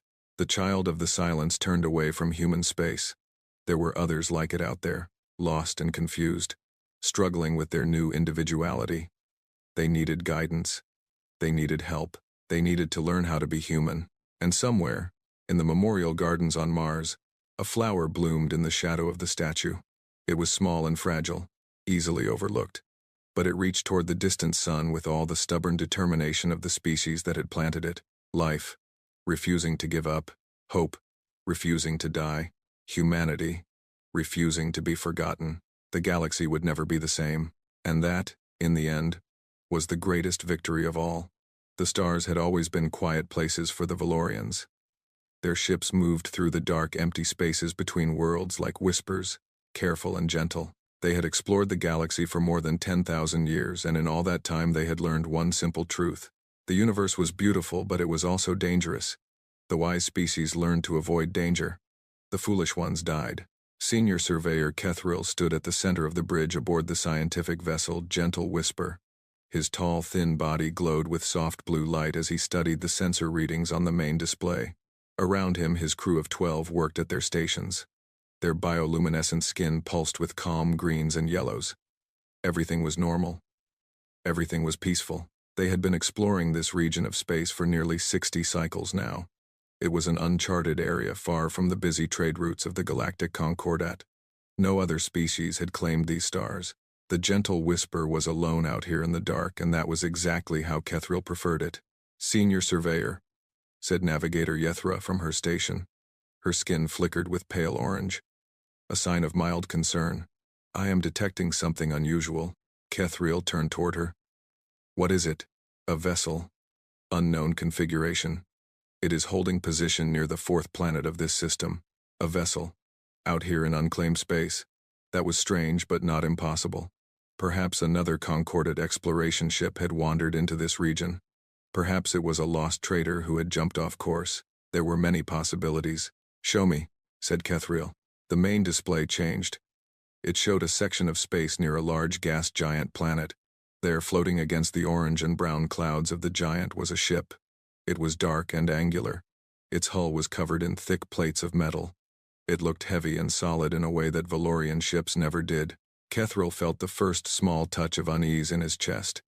He had seen many ships in his 300 years of service. Valorian vessels were smooth and elegant. Thessian ships were round and organic. Kethvari traders flew in long needle shapes. But this ship looked like none of those things. It looked like a weapon.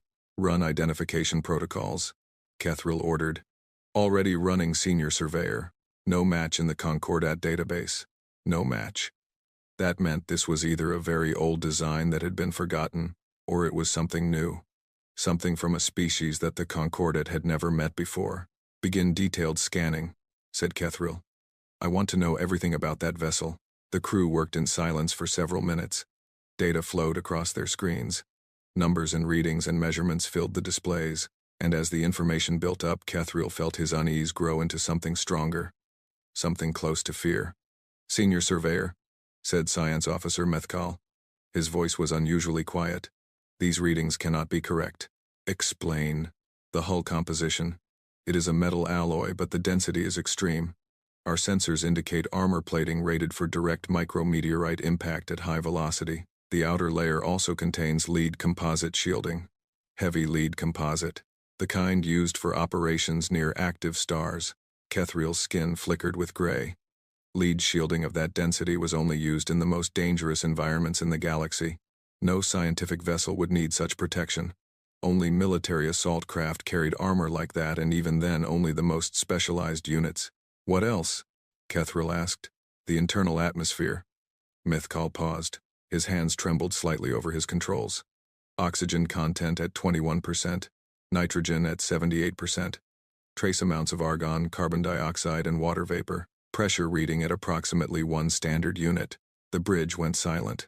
Every member of the crew turned to look at Methkal. Their skin colors shifted to shades of gray and dark blue. Fear. Deep fear. Oxygen at 21%. For the Valorians who breathed a gentle mixture of helium and neon, that number was almost unthinkable. Oxygen at such concentrations was not just dangerous, it was actively hostile to life. It corroded metal. It fed fires. It destroyed organic tissue with its aggressive chemical reactions. Any Valorian who breathed such an atmosphere would be dead within minutes. "That must be an error," said Navigator Yethra. "No crew could survive in such conditions." "I have checked the readings 3 times, said Methkal. "They are accurate." Kethril stared at the image of the strange vessel on his display. His mind was racing. A ship with heavy armor, extreme radiation shielding, an atmosphere of corrosive gas. What kind of creature could build such a thing? What kind of creature would need to? Continue scanning, he ordered. His voice was steady, but his skin betrayed him. It had gone completely gray. Check for internal gravity readings. Methcal worked at his station. When he spoke again, his voice cracked slightly. Internal gravity is set to approximately 1.0 G standard. 1.0. Kethril closed his eyes. The Valorians had evolved on a gentle world with gravity of just 0.3 G standard. Their bodies were tall and thin because their bones did not need to support much weight. At 1.0 gravity, a Valorian could barely stand. Their bones would stress and fracture. Their internal organs would compress. Extended exposure would cause permanent damage and death. Senior Surveyor, said Communications Officer Pethil. Her voice was barely a whisper. The classification algorithms have completed their analysis, and the vessel matches the profile for a Class 3 Deathworld class construction. The words hung in the air. Nobody moved. Nobody spoke. Kethril felt as if the temperature on the bridge had dropped by 10 degrees. Class 3 Deathworld. In all his years of service, Kethril had never encountered anything connected to that classification. The Deathworlds were planets of nightmare, places where the environment itself was hostile to intelligent life, worlds of extreme gravity and temperature, worlds of toxic atmosphere and violent geology, worlds where survival was not a gift, but a constant, desperate struggle. The Concordat had studied such worlds from orbit.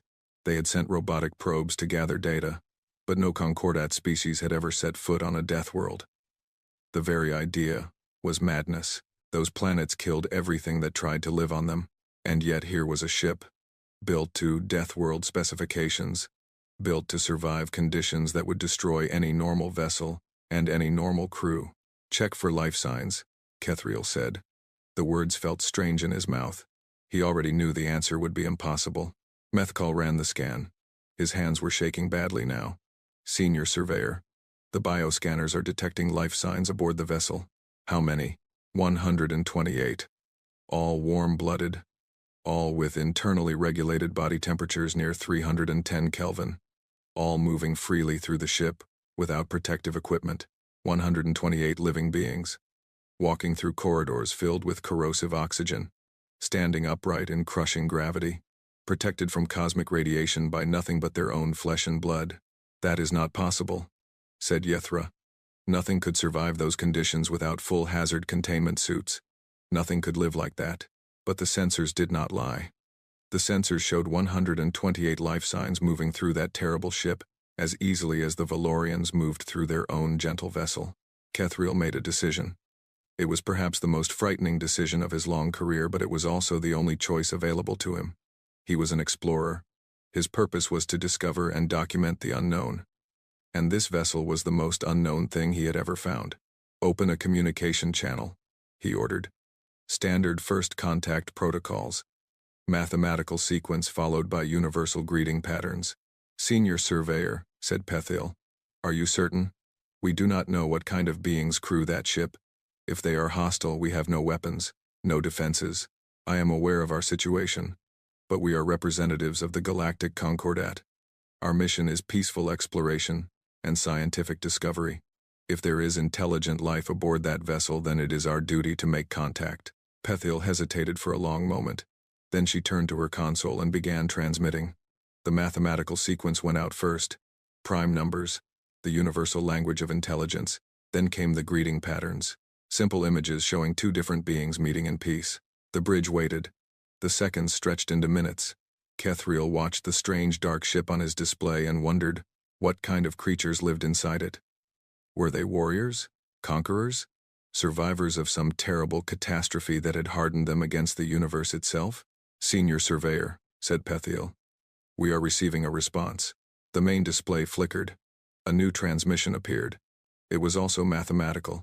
Prime numbers. Then simple geometric shapes. Then something that made Kethril's hearts beat faster. An image of two different beings standing together. The same greeting that the Valorians had sent. They are responding in kind, said Mythkal. They are attempting communication. Can we establish a translation link? Attempting now. Their communication systems are different from ours, but the basic principles are similar. I am detecting audio and visual capability. If they agree, we could establish direct communication within a few minutes. Kethriel nodded. Do it.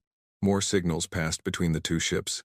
Data packets filled with linguistic information, sound samples, image references. The translation algorithms on both sides worked to build bridges between two completely different languages, and then the main display changed again.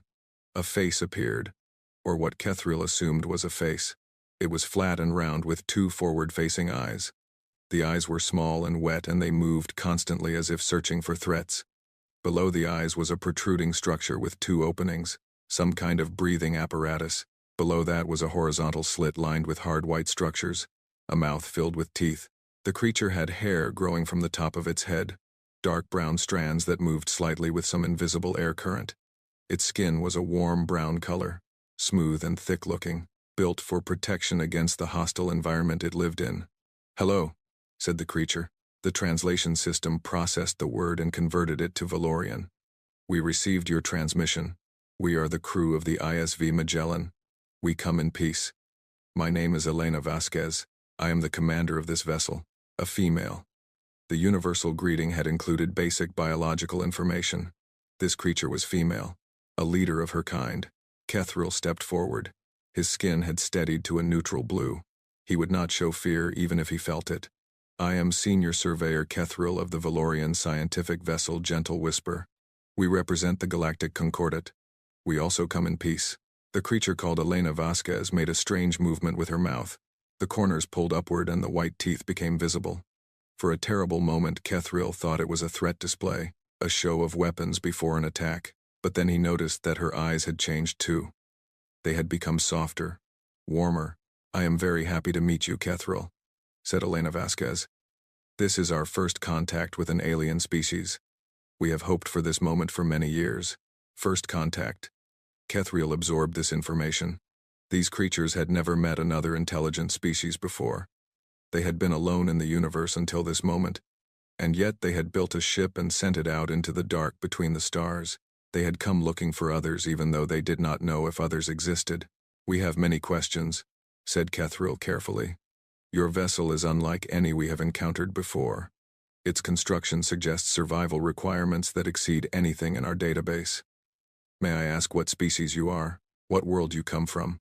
Elena Vasquez made that strange mouth movement again. "We are humans. We come from a planet called Earth. It is the third planet from our star in a system we call Sol. We have been traveling for about 18 of our months now. Humans, from a planet called Earth." Kethriel had never heard either name before, but he had already guessed what kind of planet Earth must be, a world that produced creatures capable of surviving in oxygen and high gravity, a world that built ships with armor, meant for the most extreme environments in the galaxy. "Commander Vasquez," said Kethriel, "I must ask a direct question. Please do not be offended. Is your home world classified as a death world by your species?" Elena Vasquez looked confused for a moment. The translation systems processed her response. "I am not sure what you mean by death world. Earth has many different environments. Some are harsh and some are gentle. We live on all of them, harsh and gentle." To this creature there was a difference. To her, Earth had variation. That meant the gentle places on her world were still harsh enough to produce beings like her, and the harsh places were worse. "I understand," said Kethriel. He did not understand at all, but he knew this was not the time for difficult questions. "Commander Vasquez, would you and your crew be willing to meet with us in person? Our mission is peaceful scientific research. We would like to learn about your species and share information about our own." There was a pause. Elena Vasquez turned to speak with someone outside the view of the camera. Kethriel could hear other voices speaking in the strange human language. Then she turned back. "We would like that very much. But there may be a problem. Our ships have different atmospheres and different gravity. How do we meet safely?" A practical question. Kethriel was relieved that the humans had thought of this. It showed they were reasonable creatures capable of understanding differences between species. "We have environmental suits rated for extreme conditions," said Kethriel. "We could meet in a neutral location, perhaps a docking collar with adjustable atmosphere. We can find a mixture that is survivable for both species." "That sounds good to me. We have spacesuits that can work in many different environments. We will match whatever conditions your people need." Spacesuits. Kethriel wondered what kind of protection humans required for hazardous environments. If their normal living conditions were already at death world levels, then their hazard suits must be truly terrifying pieces of equipment. Excellent, said Kethriel. We will begin docking approach. Please transmit your preferred parameters and we will adjust accordingly. Understood. Magellan out. The transmission ended. The main display returned to showing the dark, angular shape of the human vessel. Kethriel stood very still and let his mind process everything he had learned. Humans. A species from a death world. A species that breathed poison and walked in crushing gravity. A species that had never met aliens before and yet had come into space anyway. Looking for others, hoping to find them. Senior Surveyor, said Mythkal quietly. What do we do now? Kethriel turned to face his crew. They were all watching him. Their skin colors showed fear and uncertainty.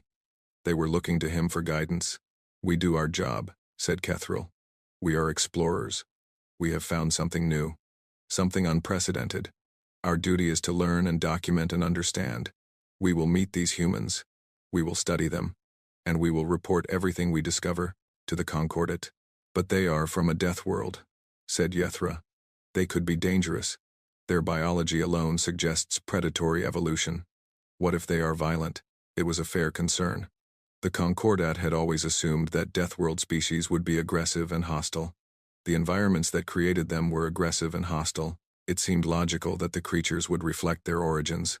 But Kethriel thought about the face he had just seen. Elena Vasquez. Her strange, pulling mouth movement that seemed to indicate positive emotions. Her words about hoping to meet others. Her practical concern for the safety of both crews. Perhaps they are dangerous, said Kethriel. Perhaps all the assumptions we have made about death world species are correct, but we will not know until we meet them. And if we turn away now out of fear, then we will never know. We will have failed in our purpose. The crew was silent. Then slowly, one by one, their skin colors began to shift. Gray and dark blue gave way to lighter shades. Not quite calm, but no longer pure fear. Acceptance, resolution. Prepare for docking approach, said Kethriel. And send a preliminary report to the nearest Concordat relay station. The Council should know what we have found. Whatever happens next, they should know that we found humans. The gentle whisper began to move toward the Magellan. Two ships from two different worlds approaching each other in the darkness between the stars. One built for gentle creatures who feared danger, one built for creatures who had never known anything else. Kethriel watched the human vessel grow larger on his display. Somewhere inside that armored hull, 128 beings were preparing to meet him. Beings who breathed fire and walked through crushing weight. Beings who had climbed out of hell and reached for the stars. He did not know what would happen when they met face to face. He did not know if these humans would prove to be friends or enemies. All he knew was that the universe had just become a much more interesting place, and for a scientist that was the greatest gift of all. The docking procedure took several hours. Both ships moved slowly and carefully through the empty space between them. Neither crew wanted to make sudden movements that might be seen as hostile. Trust was a fragile thing when two species had never met before. Commander Elena Vasquez stood in the main airlock of the Magellan and watched through the thick observation window as the alien vessel approached. The gentle whisper was beautiful in a way she had not expected. Its hull was smooth and curved like polished silver. It seemed to flow from one section to the next without hard edges or sharp corners. Compared to the heavy angular construction of the Magellan, it looked like a work of art. The Valorian vessel is requesting final docking parameters, said Lieutenant Chen over the intercom.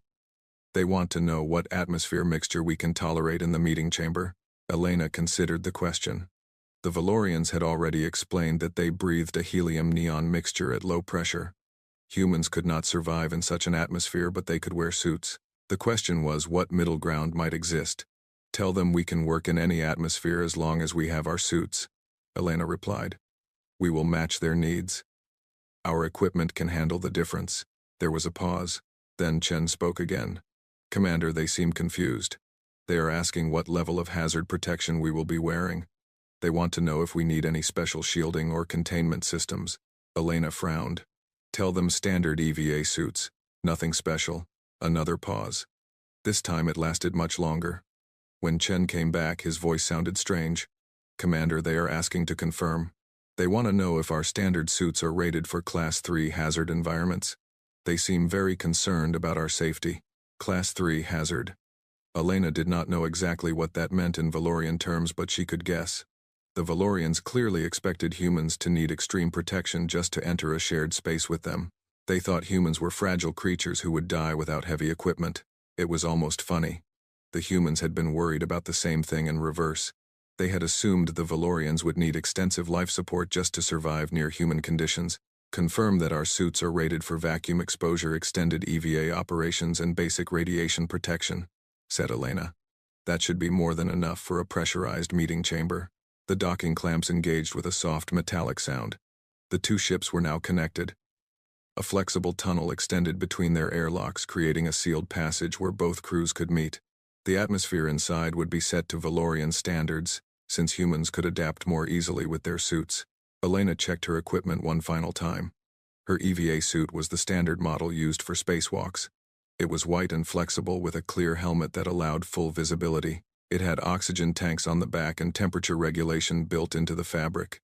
Nothing fancy, just basic survival equipment for working in space. She had chosen 3 crew members to accompany her. Dr. Samuel Okonkwo, the chief science officer, was essential for any first contact situation.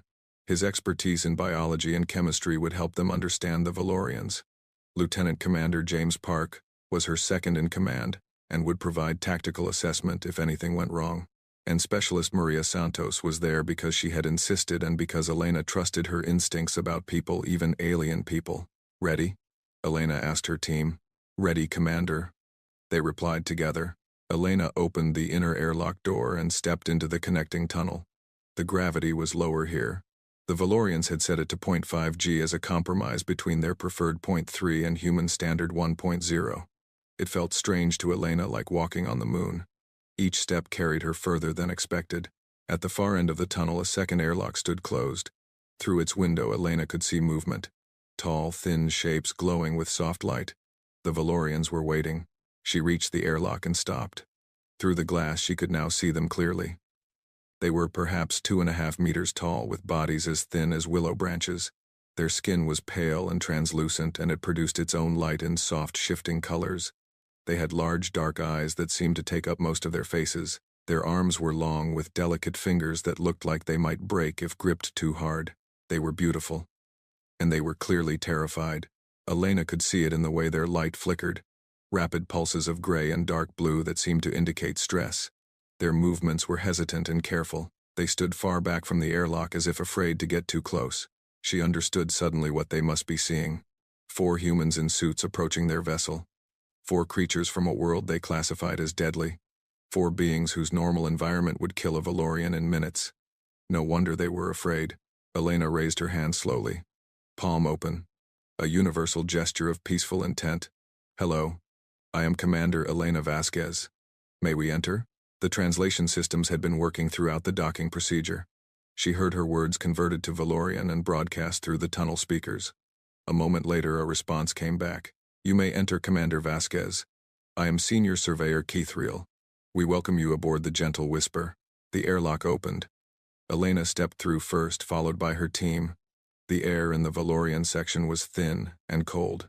She could feel it even through her suit. Her instruments showed an ambient temperature of only 10 degrees Celsius and pressure at less than half Earth normal. Keithriel stepped forward to meet her. Up close, he was even more impressive. His skin glowed with soft blue light that seemed to pulse with his breathing. His eyes were deep and dark and filled with an intelligence that transcended species boundaries. Thank you for agreeing to meet with us, Elena said. We have traveled very far and for a very long time hoping to find other intelligent life. Today our hope has been answered. Keithriel made a gesture that the translation system identified as acknowledgement. We are also honored by this meeting. The Galactic Concordat has explored space for more than 12,000 of your years. In all that time we have never encountered a species like yours. A species like ours? Elena tilted her head. What do you mean? Keithriel's skin flickered with colors Elena did not yet understand. Commander Vasquez, your ship, its construction. We have analyzed it carefully. The armor plating, the radiation shielding, the internal atmosphere, and gravity. These specifications match what we call a Class 3 Death World class vessel. There was that term again. Death World. Elena had heard it in their first conversation, and it had puzzled her then. I do not understand what that classification means. Could you explain? A death world is a planet where the environment is actively hostile to intelligent life. Extreme gravity, extreme temperature variations, toxic or corrosive atmospheres, geological instability, dangerous native life forms. Such worlds are rated on a scale from Class 1 to Class 5. Class 3 represents conditions that would be fatal to 99% of known species within minutes of exposure. Elena absorbed this information. She began to understand what the Valorians were saying, but she could not quite believe it. And you believe our vessel is built to survive such conditions? We do not believe, Commander. We have measured. Your ship's internal atmosphere contains oxygen at 21% concentration. For most species in the Concordat, that level of oxygen would cause rapid cellular damage and death. It is a corrosive and reactive gas. You breathe it constantly. Elena looked at her team. Dr. Okonkwo's expression behind his helmet visor showed the same dawning comprehension she felt. The Valorians were not talking about some far distant deadly world. They were talking about Earth. Your internal gravity is set to 1.0 G standard. Kethriel continued. For a Valorian, extended exposure to such gravity would crush our bones and damage our organs. We cannot stand in it for more than a few minutes at a time. Yet your crew lives and works in it constantly. The cosmic radiation passing through your hull exceeds safe exposure limits for most species by a factor of 3. Your vessel's hull is armored to withstand micrometeorite impacts that would destroy any standard Concordat ship. And yet you called this vessel an exploration craft. Not a military vessel. An exploration craft. Elena realized she needed to sit down. There were no chairs in the Valorian section that would fit a human, but she locked her suit joints and leaned against a support beam. Her mind was racing. Earth was a death world. To these beings who had explored the galaxy for thousands of years, Earth represented one of the most hostile environments imaginable. And humans had evolved there. Humans had survived there. Humans had built civilization and technology and spaceships there. I think, Elena said slowly, that we have a great deal to talk about. The next several hours were filled with questions and answers. The two groups sat together in the meeting chamber and exchanged information about their worlds and their peoples. The translation systems improved with each conversation, learning the nuances of both languages. Kethriel explained the Galactic Concordat. It was an alliance of 12 spacefaring species who had joined together more than 12,000 years ago. They shared technology and knowledge and resources. They maintained peace through cooperation and mutual benefit. All 12 species had evolved on what humans would call paradise worlds. Gentle gravity, stable climates, safe atmospheres. They had never fought a major war. They had never faced extinction. They had grown slowly and carefully into space. In return, Elena explained Earth. She described a world of constant change. Continents that moved and crashed together over millions of years. Ice ages that froze the planet, and warm periods that melted the ice. Earthquakes and volcanoes and hurricanes and floods, a biosphere filled with predators and parasites and diseases all competing for survival. She described human history, the millions of years of evolution that had shaped their bodies for survival, the development of tools and fire and language, the rise of civilizations and the wars that destroyed them, the slow, painful progress toward the stars. The Valorians listened with growing amazement and horror. Every fact Elena shared seemed to confirm their worst assumptions about death worlds. And yet here she sat, alive and healthy, and talking calmly about things that should have been impossible. Your species has fought wars? Kethriel asked at one point. His skin had gone very pale. Against each other? Yes. Many times throughout our history. We have only recently achieved something like lasting peace among our nations. And even now that peace is fragile. But you survived. You did not destroy yourselves. No. We came close. Several times. But we always pulled back at the last moment. I think some part of us understood that survival required cooperation. Even when we were fighting, we were also working together. Kethriel was silent for a long moment. His light shifted through colors Elena was beginning to recognize. Gray for concern. Blue for deep thought. A flicker of yellow that seemed to indicate hope. Commander Vasquez, I must confess something. When we first detected your vessel, we were afraid. The Concordat has protocols for death world species. They are classified as extreme hazards. To be observed from a distance, never contacted. We assumed that any species capable of surviving such conditions would be violent and aggressive and hostile to all other life. Elena nodded slowly. That is a reasonable assumption. Our history does not paint a pretty picture, and yet you came to meet us. You offered peace. Your first words were words of hope and friendship. This does not match our expectations. Perhaps, Elena said, your expectations were wrong. Yes, we evolved on a world that tried to kill us every day. Yes, we developed the strength and endurance to survive those conditions, but we also developed something else. We developed the ability to work together, to trust each other, to see strangers as potential allies instead of certain enemies. She leaned forward slightly. Life on Earth taught us many hard lessons, but the hardest lesson was also the most important. We cannot survive alone. No one can. So we learned to reach out, to build connections, to find friends in the most unlikely places. Kethryl's skin glowed with a soft golden color. The translation system identified it as an expression of warmth and appreciation. You are not what we expected, Commander Vasquez.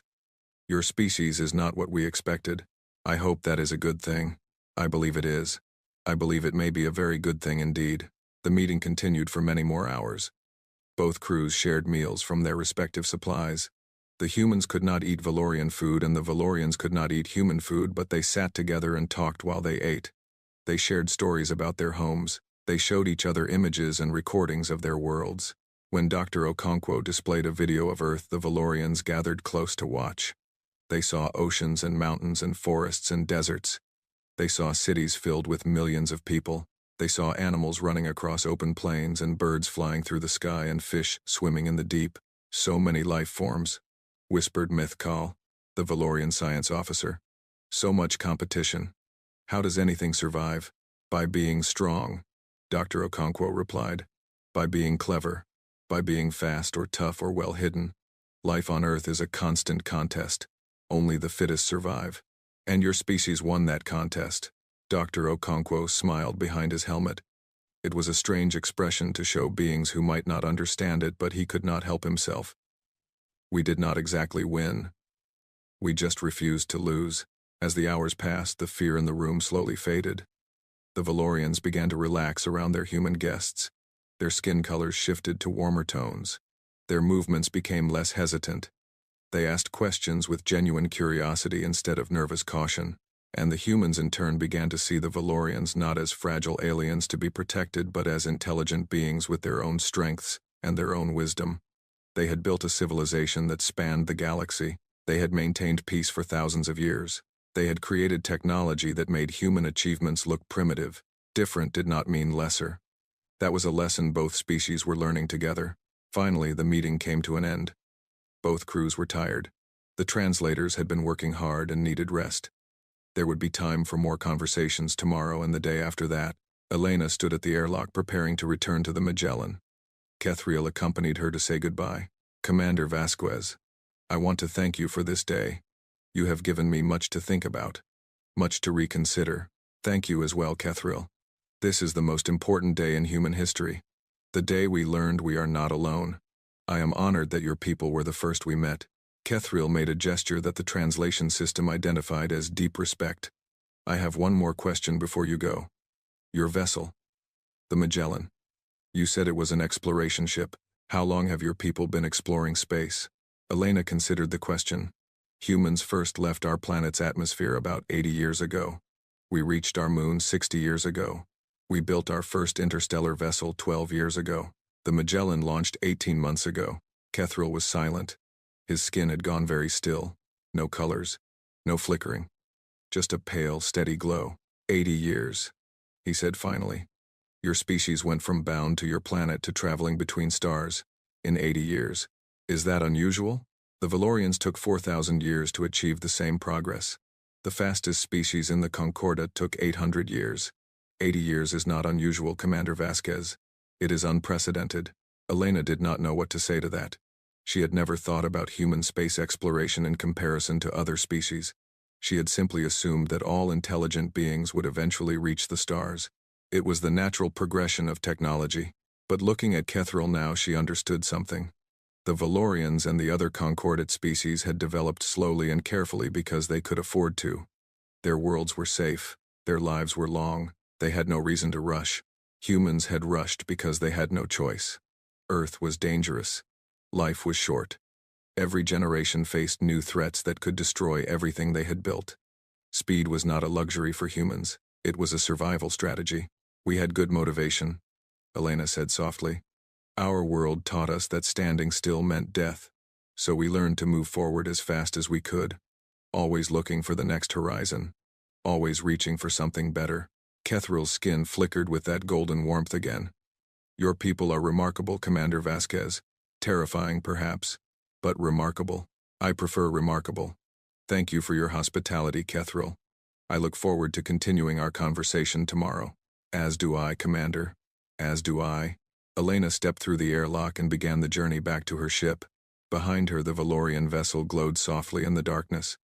Around her, the stars burned with ancient light. She had come into space hoping to find intelligent life. She had found something more.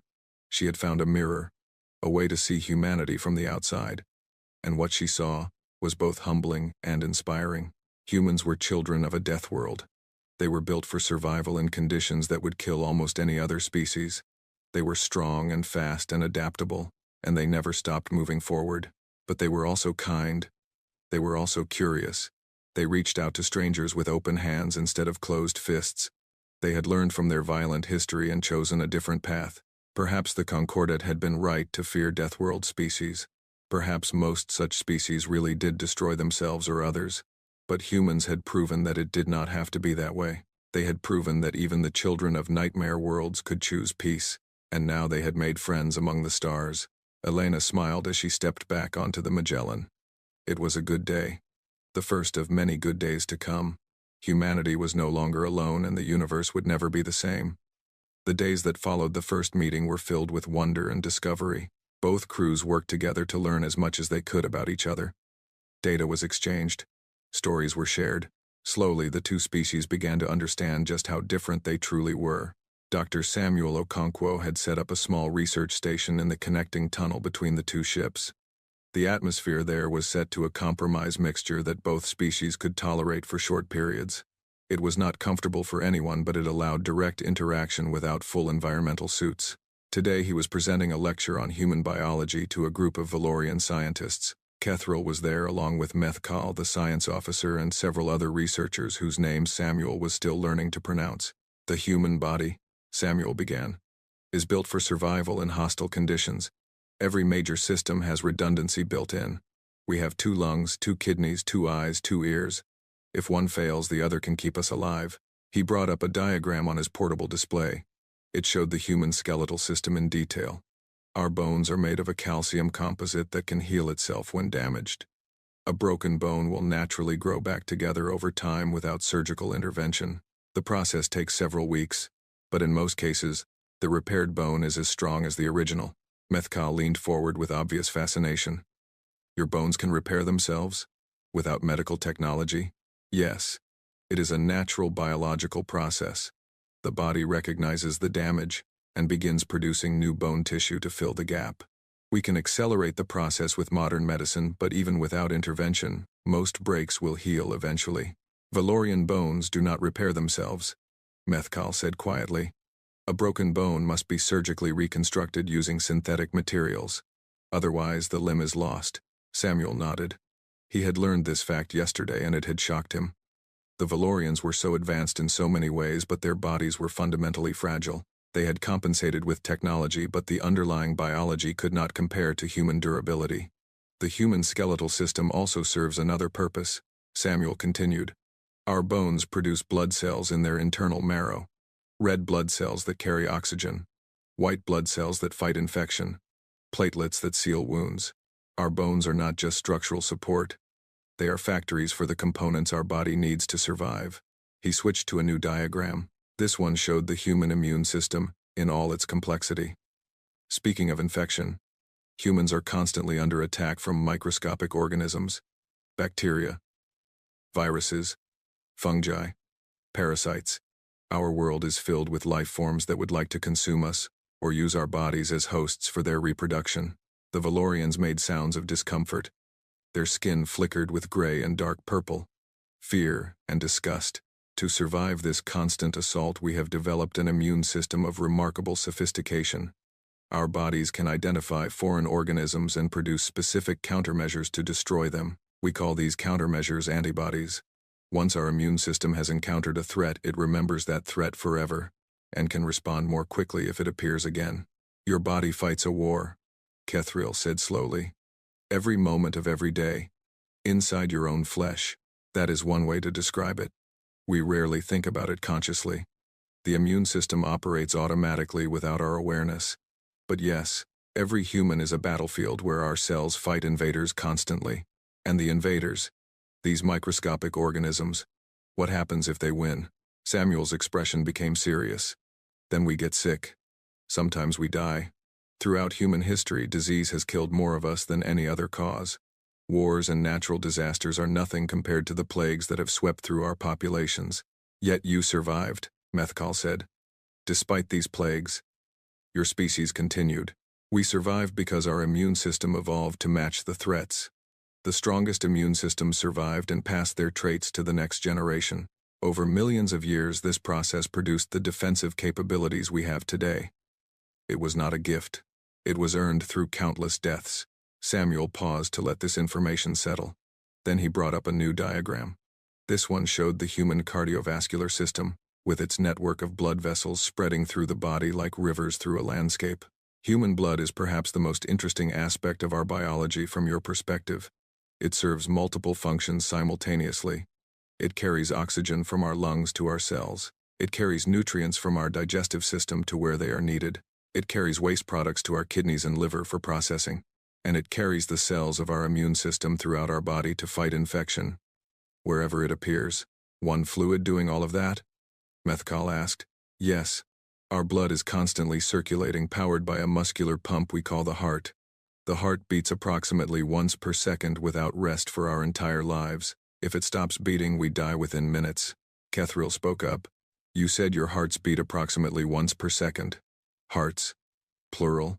Samuel smiled slightly. No. Humans have only one heart. I misspoke. But you raise an interesting point. A single heart with no backup is one of the few vulnerabilities in human biology. If it fails, there is no redundant system to take over. This is why heart disease is one of the leading causes of death among my species. One heart, constantly beating, for your entire life. Kethriel seemed to be struggling with this concept. How long does a human typically live? On average, about 80 of our years. Some live longer. The oldest recorded human lived to 122 years. And during all that time, the heart never rests? Never. From before birth until the moment of death, the heart beats constantly. It cannot stop without killing us. The Valorians were silent for a long moment. Samuel could see them processing this information, comparing it to their own biology. He had learned that Valorians had multiple small hearts distributed throughout their bodies. Each one could rest while the others worked. The idea of a single tireless pump keeping them alive every second of every day was apparently difficult for them to comprehend. Let me show you something else, Samuel said. He brought up a new image. This one showed the human brain in cross-section with different regions highlighted in different colors. This is the human brain. It is the center of our consciousness, our thoughts, our memories, our personality. Everything that makes us who we are exists in this 3-pound mass of tissue. The brain is also connected to every part of our body through a network of nerves. These nerves carry signals at incredible speed, allowing us to perceive the world and respond to it almost instantly. When I reach out to touch something, the signal travels from my brain to my hand in a fraction of a second. When my hand touches the object, the sensation travels back to my brain just as quickly. Methkal was studying the diagram intently. The processing capacity of your neural network. Can you estimate it? That is a difficult question. The human brain contains approximately 86 billion neurons. Each neuron can connect to thousands of others. The total number of potential connections is larger than the number of stars in the galaxy. And this brain evolved on your death world? Through natural selection? Yes. Intelligence was another survival adaptation. Our ancestors could not compete with predators through physical strength alone. We were not the fastest or the strongest animals on Earth, but we could think. We could plan. We could work together and solve problems that no individual could solve alone. Samuel brought up one final diagram. This one showed 2 human figures side by side. One was calm and relaxed. The other was in an aggressive posture with muscles tensed and eyes wide. This brings me to perhaps the most important aspect of human biology, our stress response. When a human perceives danger, our body undergoes a rapid transformation. We call it the fight or flight response. The adrenal glands above our kidneys release hormones into our bloodstream.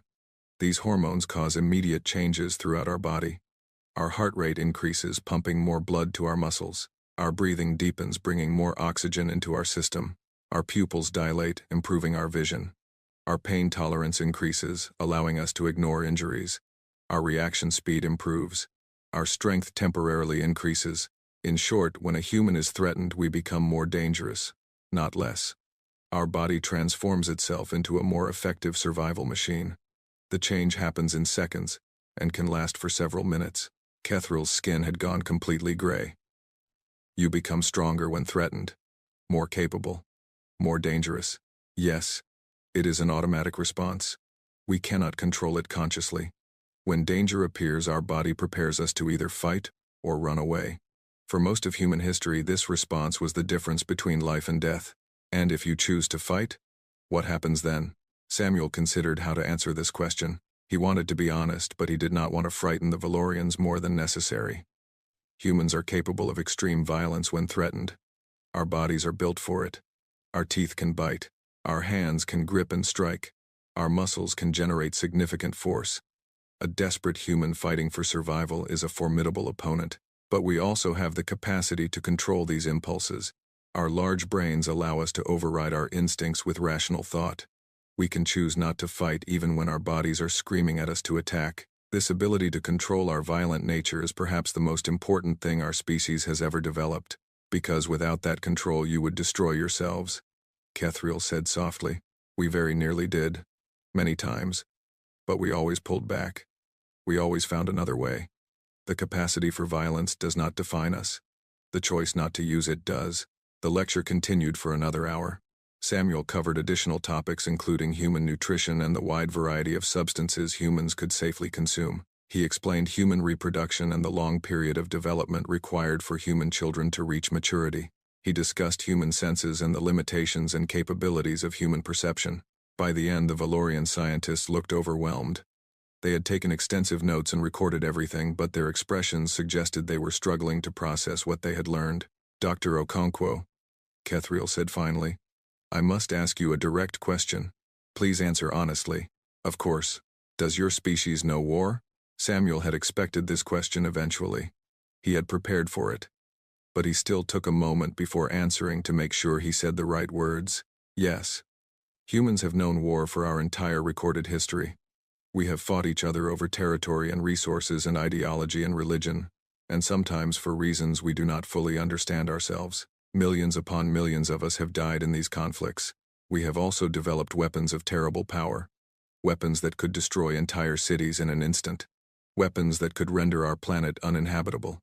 We built these weapons. We pointed them at each other. For decades we lived under the shadow of potential annihilation. Kethryl's skin flickered rapidly through multiple colors. Fear. Concern. Something that might have been horror. And yet you did not use them. You are still here. We came close. Several times the fate of our species hung by a thread. But in the end we always chose not to cross that final line. We recognized that some weapons are too terrible to use. That some victories would leave nothing worth winning. It was not easy. There were moments when the decision rested with single individuals who had every reason to give the order, who believed they were right to do so. But they held back. Something in them refused to take that final step. Samuel paused. He could see the Valorians watching him with an intensity that felt almost physical. They needed to understand what he was about to say. They needed to believe it. Humans are capable of great violence. This is true. We evolved on a world that rewarded aggression and punished weakness. But we are also capable of great compassion, great sacrifice, great love. The same biology that makes us dangerous also makes us protective.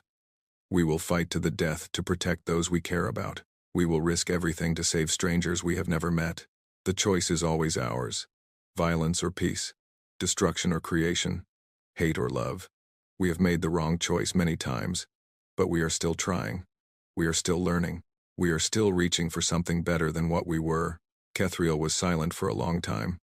His skin had settled to a deep, thoughtful blue. When he finally spoke, his voice was quiet but clear.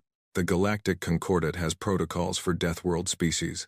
They were written thousands of years ago by species who feared what such worlds might produce. The protocols assume that any species surviving such conditions would be irredeemably hostile, dangerous beyond possibility of peaceful contact. I believed those protocols were wise. I believed they were based on sound reasoning and careful analysis. Now I am not so certain. Your species is everything the protocols warned about. You are strong and violent, and capable of terrible destruction. By every measure we use to assess threat, you should be our enemies. But you are also kind. You reached out to us in peace. You shared your knowledge freely. You treated us with respect and curiosity instead of fear and aggression. You are not what the protocols predicted. Samuel nodded slowly. Perhaps the protocols were based on incomplete data. Perhaps the species who wrote them never actually met anyone from a death world. They imagined what such beings might be like, and their imagination defaulted to monsters. Humans have done the same thing. For centuries we imagined alien life as hostile invaders coming to destroy us. We wrote stories about wars between worlds. We built weapons designed to fight threats from the sky. We assumed that anyone different from us must be dangerous. Meeting you has shown me how wrong those assumptions were. You are nothing like the aliens we imagined. You are gentle and curious and welcoming. You are everything we hoped to find and nothing we feared. Kethriel's skin glowed with warm golden light. Then perhaps we are both learning the same lesson, that intelligent beings cannot be judged by where they come from, only by what they choose to do. I think that is the most important lesson there is, Samuel agreed. The two scientists sat together in silence for a while. Around them, the neutral territory of the connecting tunnel hummed with the life support systems of both ships working to keep them alive. Outside the walls, the cold, dark universe stretched in all directions. Billions of stars, countless worlds, endless possibilities, and here in this small space between two vessels, representatives of two very different species had found common ground.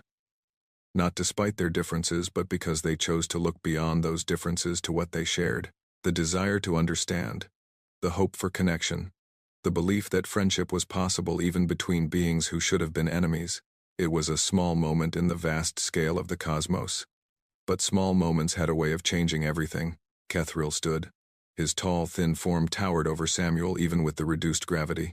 Dr. Okonkwo, I would like to propose something. What do you have in mind? The gentle whisper carries records from the Galactic Concordat. History, science, culture, knowledge gathered over 12,000 years from 12 different species. I would like to share these records with your crew. All of them. As a gift from my people to yours. Samuel felt his breath catch in his throat. 12,000 years of knowledge. The accumulated wisdom of a dozen civilizations. It was an offering beyond price. And in return, Kethriel continued, I would ask you to share your records with us. Everything you know about Earth and humanity. Your history. Your science. Your art and culture and dreams. I want to understand your species, not as a potential threat, but as potential friends. Samuel stood and extended his hand. It was a human gesture that he doubted Kethriel would understand. But the meaning was clear. Partnership, agreement, trust. Kethriel looked at the extended hand for a moment. Then slowly he reached out with his own long, delicate fingers and clasped Samuel's hand in what both species recognized as a grip of friendship. It seems, Kethriel said with a flicker of warm golden light, that children of paradise and children of death can learn from each other after all. I think, Samuel replied with a smile, that we have only just begun. The alarm woke Commander Elena Vasquez from a deep sleep. She was out of her bunk and on her feet before her eyes were fully open. Years of training had taught her to respond first and ask questions later. Report, she called out as she ran toward the bridge. Her voice carried through the ship's internal communication system. Lieutenant Chen's response came immediately. Commander, we have a major problem. The Valorians are reporting a Class 7 gravimetric disturbance in the outer system. Something is collapsing in subspace. Elena reached the bridge and threw herself into the command chair. The main display showed a section of space far from both ships. At first it looked normal. Then she noticed the distortion. A patch of stars that seemed to shimmer and twist in ways that violated everything she knew about physics. What are we looking at? A subspace fold is collapsing, said Science Officer Dr. Okonkwo from his station. He had dark circles under his eyes, suggesting he had been awake for hours studying data from the Valorians. According to the Gentle Whisper's sensors, this kind of event releases massive amounts of radiation. We are talking about energy levels that would fry every unshielded system on both ships. How long until it reaches us? The Valorians estimate approximately 2 hours, maybe less. There is significant uncertainty in their calculations because they have never observed a collapse of this magnitude. 2 hours.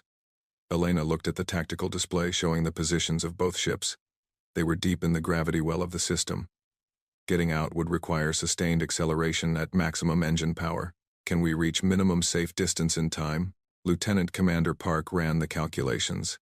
His expression told Elena the answer before he spoke. The Magellan can do it. We have the engine power. But Commander, the Gentle Whisper cannot. Explain. Valorian ships are designed for efficiency, not speed. Their engines are powerful enough for normal operations, but this situation requires emergency acceleration. According to their specifications, the Gentle Whisper can only manage 0.1 g continuous thrust. At that rate, they will still be in the radiation zone when the wavefront hits. Elena felt cold settle in her stomach. The Valorians were going to die. Unless something changed, they were going to be caught in a radiation storm that would kill every living thing on their ship. "Get me Kethriel," she ordered. The communication link opened within seconds. Kethriel's image appeared on the main display. His skin was flickering rapidly with colors Elena now recognized as extreme stress, gray and dark blue and purple all mixing together in chaotic patterns. "Commander Vasquez, I assume your sensors have detected the disturbance." "Yes. Kethriel, I need to ask you directly. Can your ship escape in time?" The Valorian was silent for a moment. His lights flickered even faster. "No. We have calculated all possible options. Our engines cannot generate sufficient thrust to clear the danger zone before the wavefront arrives. The Gentle Whisper and its crew will not survive." Elena heard the despair in his translated words. He had already accepted that he was going to die, that his entire crew was going to die, and there was nothing he could do about it. "No," Elena said firmly. "That is not acceptable. Commander Vasquez, I appreciate your concern, but there is no alternative. Physics cannot be bargained with. Our engines are simply not capable of the required performance. Your engines are not, but ours are." Elena turned to Park. "Calculate a towing profile. The Magellan will drag the Gentle Whisper out of the danger zone." Park's eyes went wide. "Commander, that would require acceleration, stress that could damage both ships. The structural forces involved would be extreme." I said calculate it. "Now." Park bent over his console. His fingers flew across the controls as he ran simulation after simulation. The bridge was silent, except for the soft hum of equipment and the clicking of keys. Kethriel spoke through the communication link. His voice was hesitant. "Commander Vasquez, what are you proposing?" "We are going to attach towing cables to your ship and pull you to safety. Your crew will have to survive whatever acceleration we can manage, but you will survive. That is what matters. The structural stress on the Gentle Whisper would be significant. Our hull was not designed for such forces. Then we will reinforce it. We have engineers. We have materials. We will make it work, Commander." Kethriel's skin had shifted to a complex mix of colors. Surprise and hope and fear all blended together. "Your crew would be taking enormous risks. If something goes wrong during the tow, you could be trapped in the radiation zone as well. You could all die." Elena looked directly into the camera that was transmitting her image to the Valorian ship. "Kethriel, your people welcomed us. You shared your knowledge with us. You treated us as friends when you had every reason to fear us. We do not abandon our friends." "Park, what is the maximum safe acceleration for the Gentle Whisper?" "Based on their hull specifications, I would estimate 0.3 g. Any more than that, and we risk structural failure." 0.3 g for how long to reach minimum safe distance? 6 hours, Commander. If we start immediately and maintain constant acceleration for 6 hours, both ships will clear the danger zone with approximately 7 minutes to spare. 6 hours at 0.3 g. For humans, that would be uncomfortable but manageable. Their bodies were designed to handle such forces. But for the Valorians who normally lived at 0.3 g, it would be grueling. Their bodies would be under constant stress. They might suffer injuries, but they would survive. "Kethriel, can your crew survive 6 hours at 0.3 g acceleration?" The Valorian commander consulted with someone off-screen. When he turned back, his skin showed grim determination. "It will be painful.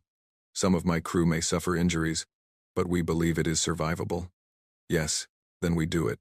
All hands, this is Commander Vasquez. We are initiating emergency towing procedures. I want engineering teams suited up and ready to move in 10 minutes. We are going to pull the Gentle Whisper out of the fire." The next hour was controlled chaos. Human crew members swarmed over both ships, working at furious speed to prepare for the tow. Engineer Maria Santos led a team onto the hull of the Magellan to attach heavy-duty towing cables. The cables were meant for salvage operations. They had never been tested at the forces they were about to experience.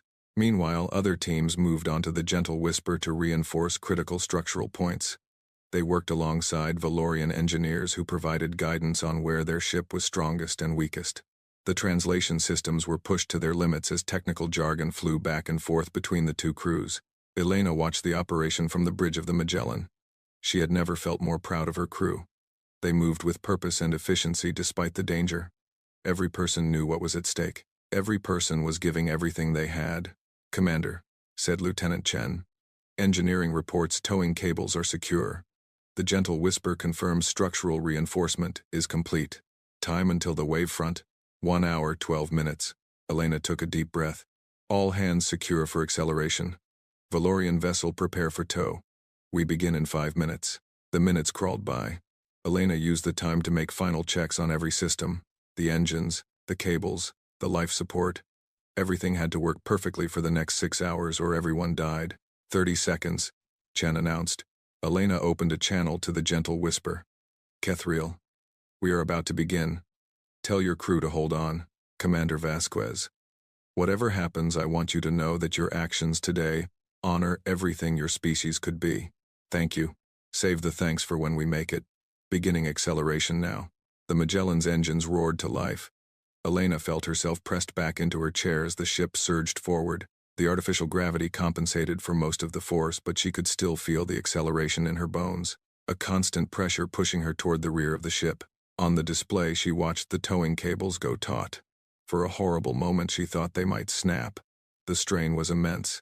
Metal groaned and creaked as forces designed for one ship were distributed across two. But the cables held. The Gentle Whisper began to move. Slowly at first, then faster as the Magellan's powerful engines found their rhythm. Both ships accelerated together away from the coming storm. "Tow is successful," Chen reported. His voice was tight with tension. "Both ships accelerating at 0.31 G. Structural readings are within acceptable limits. How is the Gentle Whisper holding up?" "Minor stress fractures in 3 secondary bulkheads. Nothing critical. Their crew is reporting extreme discomfort but no serious injuries so far." So far. 6 hours was a long time. Anything could go wrong. The first hour passed slowly. Elena divided her attention between monitoring the ships and tracking the approaching wavefront. The subspace collapse was expanding faster than the initial estimates. Their 7-minute margin was shrinking. "Engineering," Elena called. "Can we increase acceleration at all?" Maria Santos responded from somewhere deep in the Magellan's engine room. "We can push to 0.35 if we have to. But Commander, I am already asking a lot from these engines. If we push harder, we risk a failure that would strand us both." "Understood. Hold at current thrust." Hour 2. The stress was beginning to show on both crews. The humans were tired and anxious. The Valorians were suffering under the constant weight of acceleration. Reports came in of Valorian crew members collapsing at their stations. Medical teams on both ships worked to treat injuries as they occurred. Hour 3. A towing cable showed signs of metal fatigue. Santos took a team outside in emergency suits to reinforce the connection. They worked in the harsh light of the system's star with radiation alarms constantly beeping warnings. The cosmic rays passing through their suits were approaching dangerous levels, but they kept working. "Santos, report," Elena called. "Cable reinforced, Commander. It will hold. Just make sure we do not hit any bumps on the way." There were no bumps in space, but Elena appreciated the humor. Santos and her team were risking their lives to save people they had only met a few days ago. That was the kind of crew she had. Hour 4. The wavefront was clearly visible now on the sensors, a wall of radiation expanding outward from the collapsed subspace fold. It looked almost beautiful in its way, swirling patterns of energy that would have been fascinating to study if they were not deadly. "Time to wavefront arrival at our projected position," Elena asked. 14 minutes, Chen replied. We will clear the danger zone with approximately 5 minutes to spare at current acceleration. 5 minutes. Better than nothing. But not much margin for error. Hour 5. Something broke on the gentle whisper. A secondary power conduit that fed their life support system. The backup systems activated, but they were designed for Valorian normal conditions. At point 3G they were struggling. Kethril, what is your situation? We are managing, Commander. Some compartments are losing atmosphere, but we have sealed them. My crew is strong. We will endure. Elena heard the pain in his voice even through the translation. He was suffering. His whole crew was suffering. But they kept going because the alternative was death. Hour 5.5. Another problem. One of the Magellan's engine cooling systems was failing. The sustained high output was generating more heat than the system could handle. If the engines overheated, they would shut down automatically, and both ships would coast to a stop still inside the danger zone. Engineering options, Elena demanded. Santos responded immediately. I can bypass the failing cooler and redirect flow through the secondary system. It will work, but I have to do it manually. The repair will take about 20 minutes. We do not have 20 minutes. I know, Commander. I am going to work fast. Elena watched the sensor displays as Santos disappeared into the depths of the engine room. The wavefront was expanding. The ships were accelerating. The clock was counting down. Everything hung in balance. 15 minutes later, Santos called in. Bypass complete. Cooling restored. Engines are running clean. Elena released a breath she had not realized she was holding. Outstanding work, Santos. Drinks are on me when we get home. I am going to hold you to that, Commander. The final 30 minutes were the longest of Elena's life. She watched the distance counter slowly increase as both ships raced ahead of the approaching wavefront. She watched the structural monitors for any sign of failure. She listened to reports from both crews documenting the small crises and close calls that kept threatening to derail everything. And then finally it was over. Wavefront passing behind us, Chen announced. His voice cracked with relief. We are clear. Both ships are outside the danger zone. The bridge erupted in cheers. Elena slumped back in her chair and let the tension drain from her body. They had done it. Against all odds and all expectations, they had pulled the gentle whisper to safety.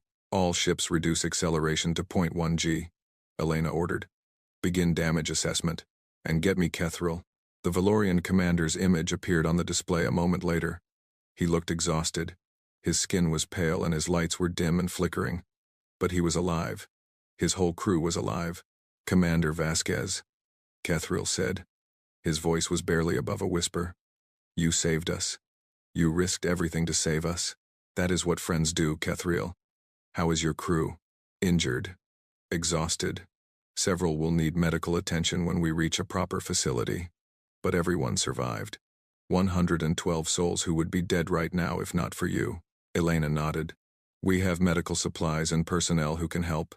We will do whatever we can. Why? Kethril asked suddenly. His lights flickered with something Elena could not identify. Why did you do this? We are strangers to you. We are not even the same species. You could have saved yourselves and left us to die. No one would have blamed you. It was a fair question. Elena thought about how to answer it. Kethril. When I was young, I learned a story about my species. It was about a time long ago when two groups of humans were at war. One group captured soldiers from the other group and held them prisoner. The prisoners were cold and hungry and sick. They were enemies. They should have been left to suffer. But one woman in the capturing group looked at those prisoners and saw not enemies but human beings. She gave them blankets and food and medicine. She treated their wounds even though they had been trying to kill her people just days before. When asked why she did this, she said something I have never forgotten. She said that kindness is not a reward for good behavior.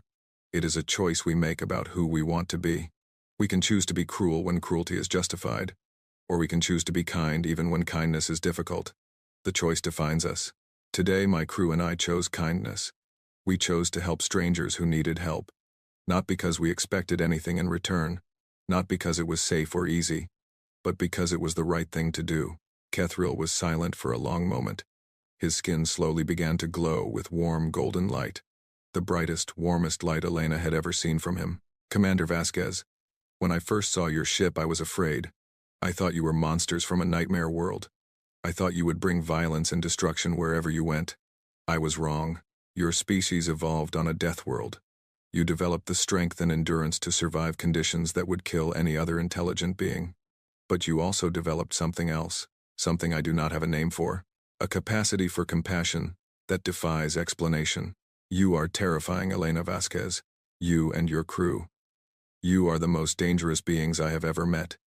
But you are also the kindest. And that combination is something the galaxy has never seen before. Elena smiled. It was a tired smile, an exhausted smile, but it was genuine. We are just trying to be better than we used to be. That is all anyone can do. I think, Kethril said slowly, that you are succeeding. The two ships drifted together in the quiet dark of space. Behind them, the radiation storm raged on, consuming everything it touched. But they were safe. They had outrun the fire.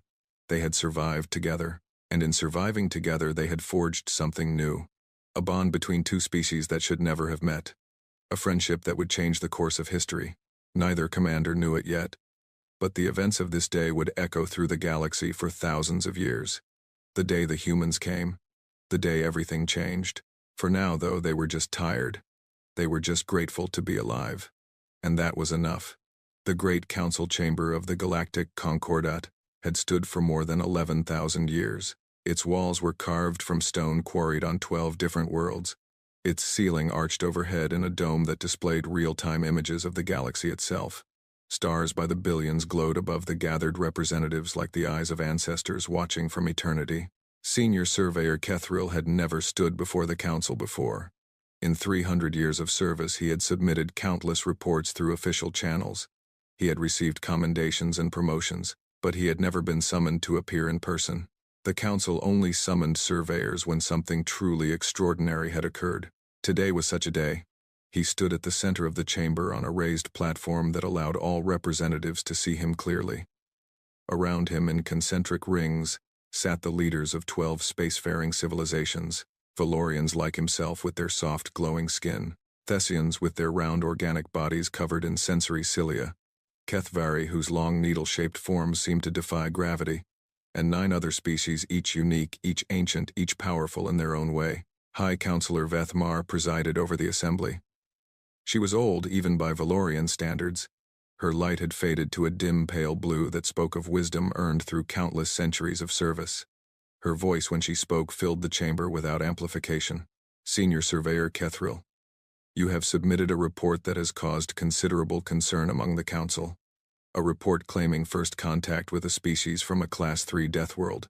Is this report accurate? It is, High Counselor. A murmur ran through the chamber. Representatives leaned toward each other to exchange quiet words. Skin flickered with colors of surprise and unease.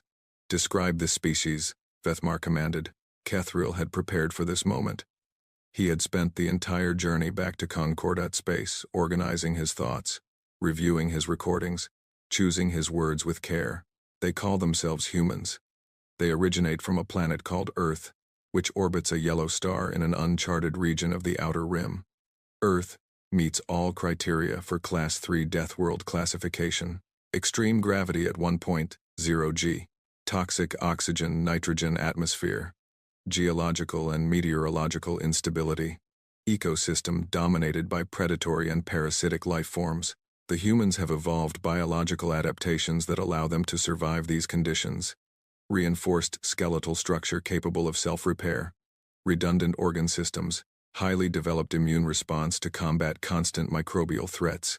Cardiovascular system powered by a single tireless muscle that beats without rest for their entire lives. They possess a neurological stress response that enhances their physical capabilities when threatened. Under duress, they become stronger, faster, more resistant to pain. They are persistence predators who evolve to run prey to exhaustion over long distances. Another murmur, this one louder, more disturbed. And their disposition? Vethmar asked.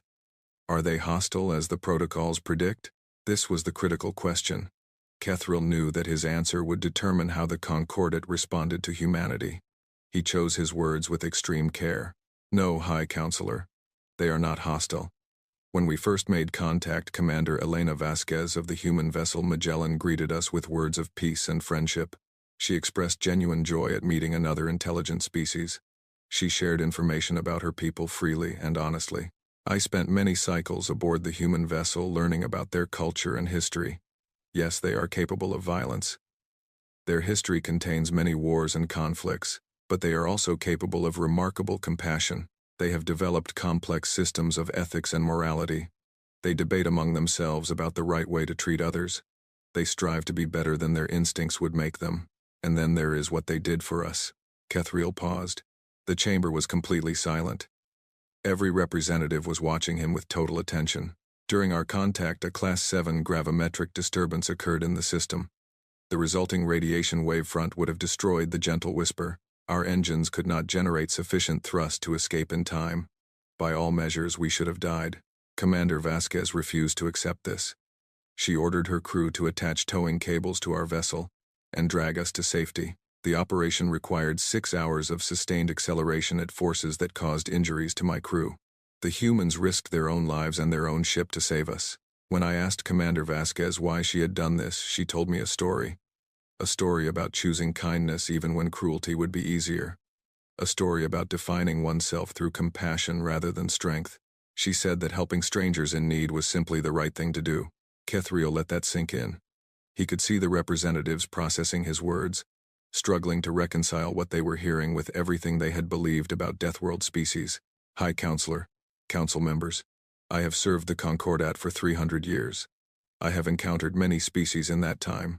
Some were friendly, some were hostile, some were indifferent, but I have never met anyone like the humans. They are terrifying. There is no other word for it. Their biology is designed for violence and survival in conditions that would kill any of us. They have the capacity to be the most dangerous species in the galaxy, but they choose not to be. They look at their violent past and they work to build a peaceful future. They see strangers in need and they risk everything to help. They have every reason to be monsters, and yet they strive to be good. The protocols we have for Deathworld species assume that such beings would be irredeemably hostile. I believe those protocols are wrong. I believe the humans prove that evolution does not determine destiny, that even children of nightmare worlds can choose to be kind. Kethriel bowed his head. I recommend that the Galactic Concordat establish formal diplomatic relations with humanity. I recommend that we share our knowledge and technology with them as allies rather than isolate them as threats. They are young and they are dangerous, but they are also our future. The chamber exploded into debate. Representatives from all 12 species spoke over each other in a cacophony of languages and translation systems. Some argued for caution, some argued for engagement, some argued for immediate defensive measures just in case. High Counselor Vethmar let the debate continue for several minutes. Then she raised her hand and silence fell. Senior Surveyor Kethriel, you have given us much to consider. The Council will deliberate and render a decision in due time. For now I have one final question. Yes, High Counselor. You said the humans reached interstellar travel within 80 years of leaving their planet's atmosphere. Is this correct? It is, High Counselor. Vethmar's ancient eyes studied Kethriel with an intensity that made him want to look away. And how long would you estimate before they develop technology comparable to our own? It was a question Kethriel had asked himself many times during the journey home. The answer frightened him. Based on their rate of progress and their apparent drive to improve, I would estimate 100 to 200 years, perhaps less if they gain access to Concordat knowledge. The silence that followed was deafening. 100 years. A blink of an eye by Concordat standards. The humans would go from first contact to technological parity within a single Valorian lifetime. Then it seems, Vethmar said slowly, that we do not have the luxury of deliberating for centuries as we usually do. The humans are coming whether we are ready or not. The only question is whether they come as friends or as something else. She turned to address the full council.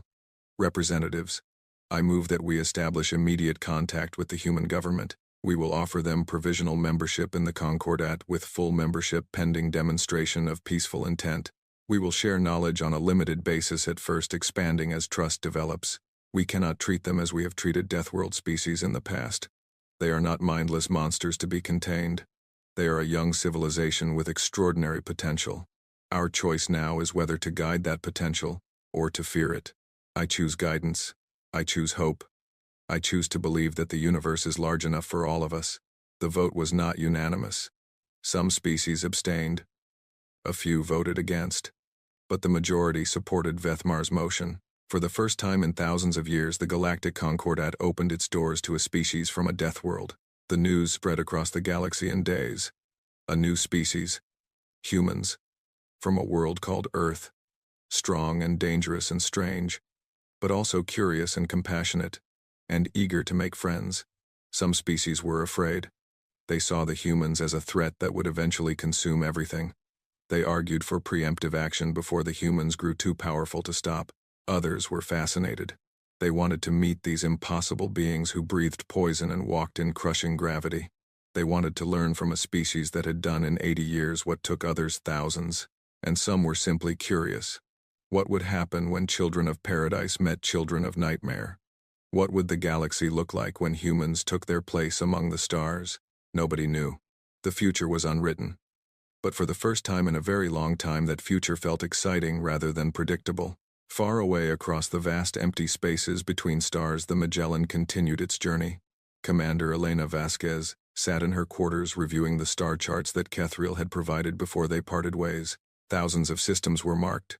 Hundreds of species. More wonder and mystery than a single lifetime could explore. A knock at her door interrupted her thoughts. Enter. Dr. Samuel Okonkwo stepped inside. He looked tired, but his eyes were bright with excitement. Commander, we have received a transmission from the Valorian relay station. It is from Kethriel. What does it say? The Galactic Concordat has voted to establish formal relations with humanity. They want to send an embassy to Earth. They want to welcome us into their alliance. Elena set down the star charts. She had hoped for this outcome but had not dared to expect it. The universe had just opened up in ways she could barely comprehend. What else? Kethriel included a personal message. He says that the council debated for many hours. There was strong opposition. Many species feared what humans might become. But in the end, they chose hope over fear. They chose to give us a chance. He says that we should expect visitors soon. Representatives from multiple species who want to meet us. He says we should prepare ourselves because the galaxy is about to become very interested in humanity. Elena laughed. She could not help it. A month ago she had been sailing through empty space hoping to find a single alien microbe. Now she was an ambassador for her entire species standing at the threshold of a galactic civilization. Tell Kethriel thank you. Tell him we look forward to welcoming his people and all peoples who come in peace. Tell him that humanity is ready to take its place among the stars. She stood and walked to the observation window. Outside, the stars burned with ancient light. Each one was a sun. Many had planets. Some of those planets had life. And now humanity knew they were not alone. Samuel, before you go, I want to send a message to Earth. Yes, Commander. First contact successful. We have made friends. They think we are terrifying, but they are willing to give us a chance. The galaxy is vast and old and filled with wonders we cannot imagine, and we are no longer alone. She paused, thinking about everything that had happened. Everything that was about to happen. Tell them that the universe has been waiting for us. Tell them that we have a lot of catching up to do. Tell them that humanity's greatest adventure is just beginning. Okonkwo nodded and left to send the message. Elena remained at the window watching the stars. She thought about Earth, about the billions of people living their lives unaware of how everything was about to change, about the children being born right now who would grow up in a galaxy full of wonders. She thought about her crew, about the courage they had shown, about the kindness they had demonstrated when they saved the gentle whisper. They had proven something important, something the galaxy needed to see. Humans were not just survivors. They were not just dangerous predators from a nightmare world. They were also protectors, helpers, friends. That was the message they had sent to the universe. Not with words, but with actions. We are strong. We are capable of great violence. But we choose to be kind. We choose to reach out rather than strike. We choose to build bridges rather than burn them. It was a message that would echo through history. The day humanity met the stars and proved that children of death worlds could still choose light over darkness. Elena smiled. It was a good message, a true message. And now the whole galaxy was listening. She turned back to her charts and began planning the route to the nearest Concordat outpost. There were introductions to make, friendships to build, a universe to explore. The Magellan's engines hummed with power. The stars called out in their eternal voices. And humanity answered. They had always answered. Through ice ages and plagues and wars and disasters. Through every hardship their world had thrown at them. They had survived. They had adapted. They had grown. And now they were going to do the same thing on a scale the galaxy had never seen. Not through conquest or domination, but through courage and compassion, and an unquenchable desire to see what lay beyond the next horizon. The humans were coming. The universe would never be the same, and that was exactly how it should be. Elena entered the new heading into the navigation computer and authorized the course change. The Magellan turned gracefully toward distant stars, toward new friends and new challenges and new opportunities. "Attention all hands," Elena announced over the ship's communication system. "This is Commander Vasquez. Set course for Concordat space. We have been invited to join a galactic community. Let's not keep them waiting." The crew responded with cheers that echoed through the corridors. They had come so far. They had proven so much. And the journey was only beginning. Elena sat back in her command chair and watched the stars streak past as the ship accelerated. Somewhere out there among those countless points of light, beings from a dozen worlds were preparing to meet humanity, some with fear, some with hope, all with curiosity about these impossible creatures from a death world who had reached for the stars and refused to let go. She hoped they would not be disappointed. She believed they would not be. Because whatever else humans might be, they were always reaching, always growing, always becoming something more than they were before. That was the gift of Earth. The gift of surviving a world that tried to kill them every day. They had learned that standing still meant death, that the only way to live was to keep moving forward, and now they would carry that lesson to the stars. They would share it with every species they met. They would prove that evolution was not destiny, that the circumstances of one's birth did not determine the content of one's character. The humans were coming. With open hands and open hearts, ready to make friends, ready to learn, ready to help, ready to show the universe what children of a death world could become when they chose hope over fear. The Magellan flew on into the endless dark. Behind it, a message traveled at the speed of light toward distant Earth. A message of hope. A message of possibility. A message that everything was about to change. And among the stars where the gentle whisper made its way home, Senior Surveyor Kethria looked out at the void and smiled in his own way. He had met monsters. He had found friends. He had learned that the universe was stranger and more wonderful than he had ever imagined. That was the gift the humans had given him. The gift of possibility. The gift of hope. He hoped the galaxy was ready for them. But even if it was not, he knew they would adapt. They always did. That was what Deathworld species did. They survived. They grew. They reached for the stars, and they never ever gave up.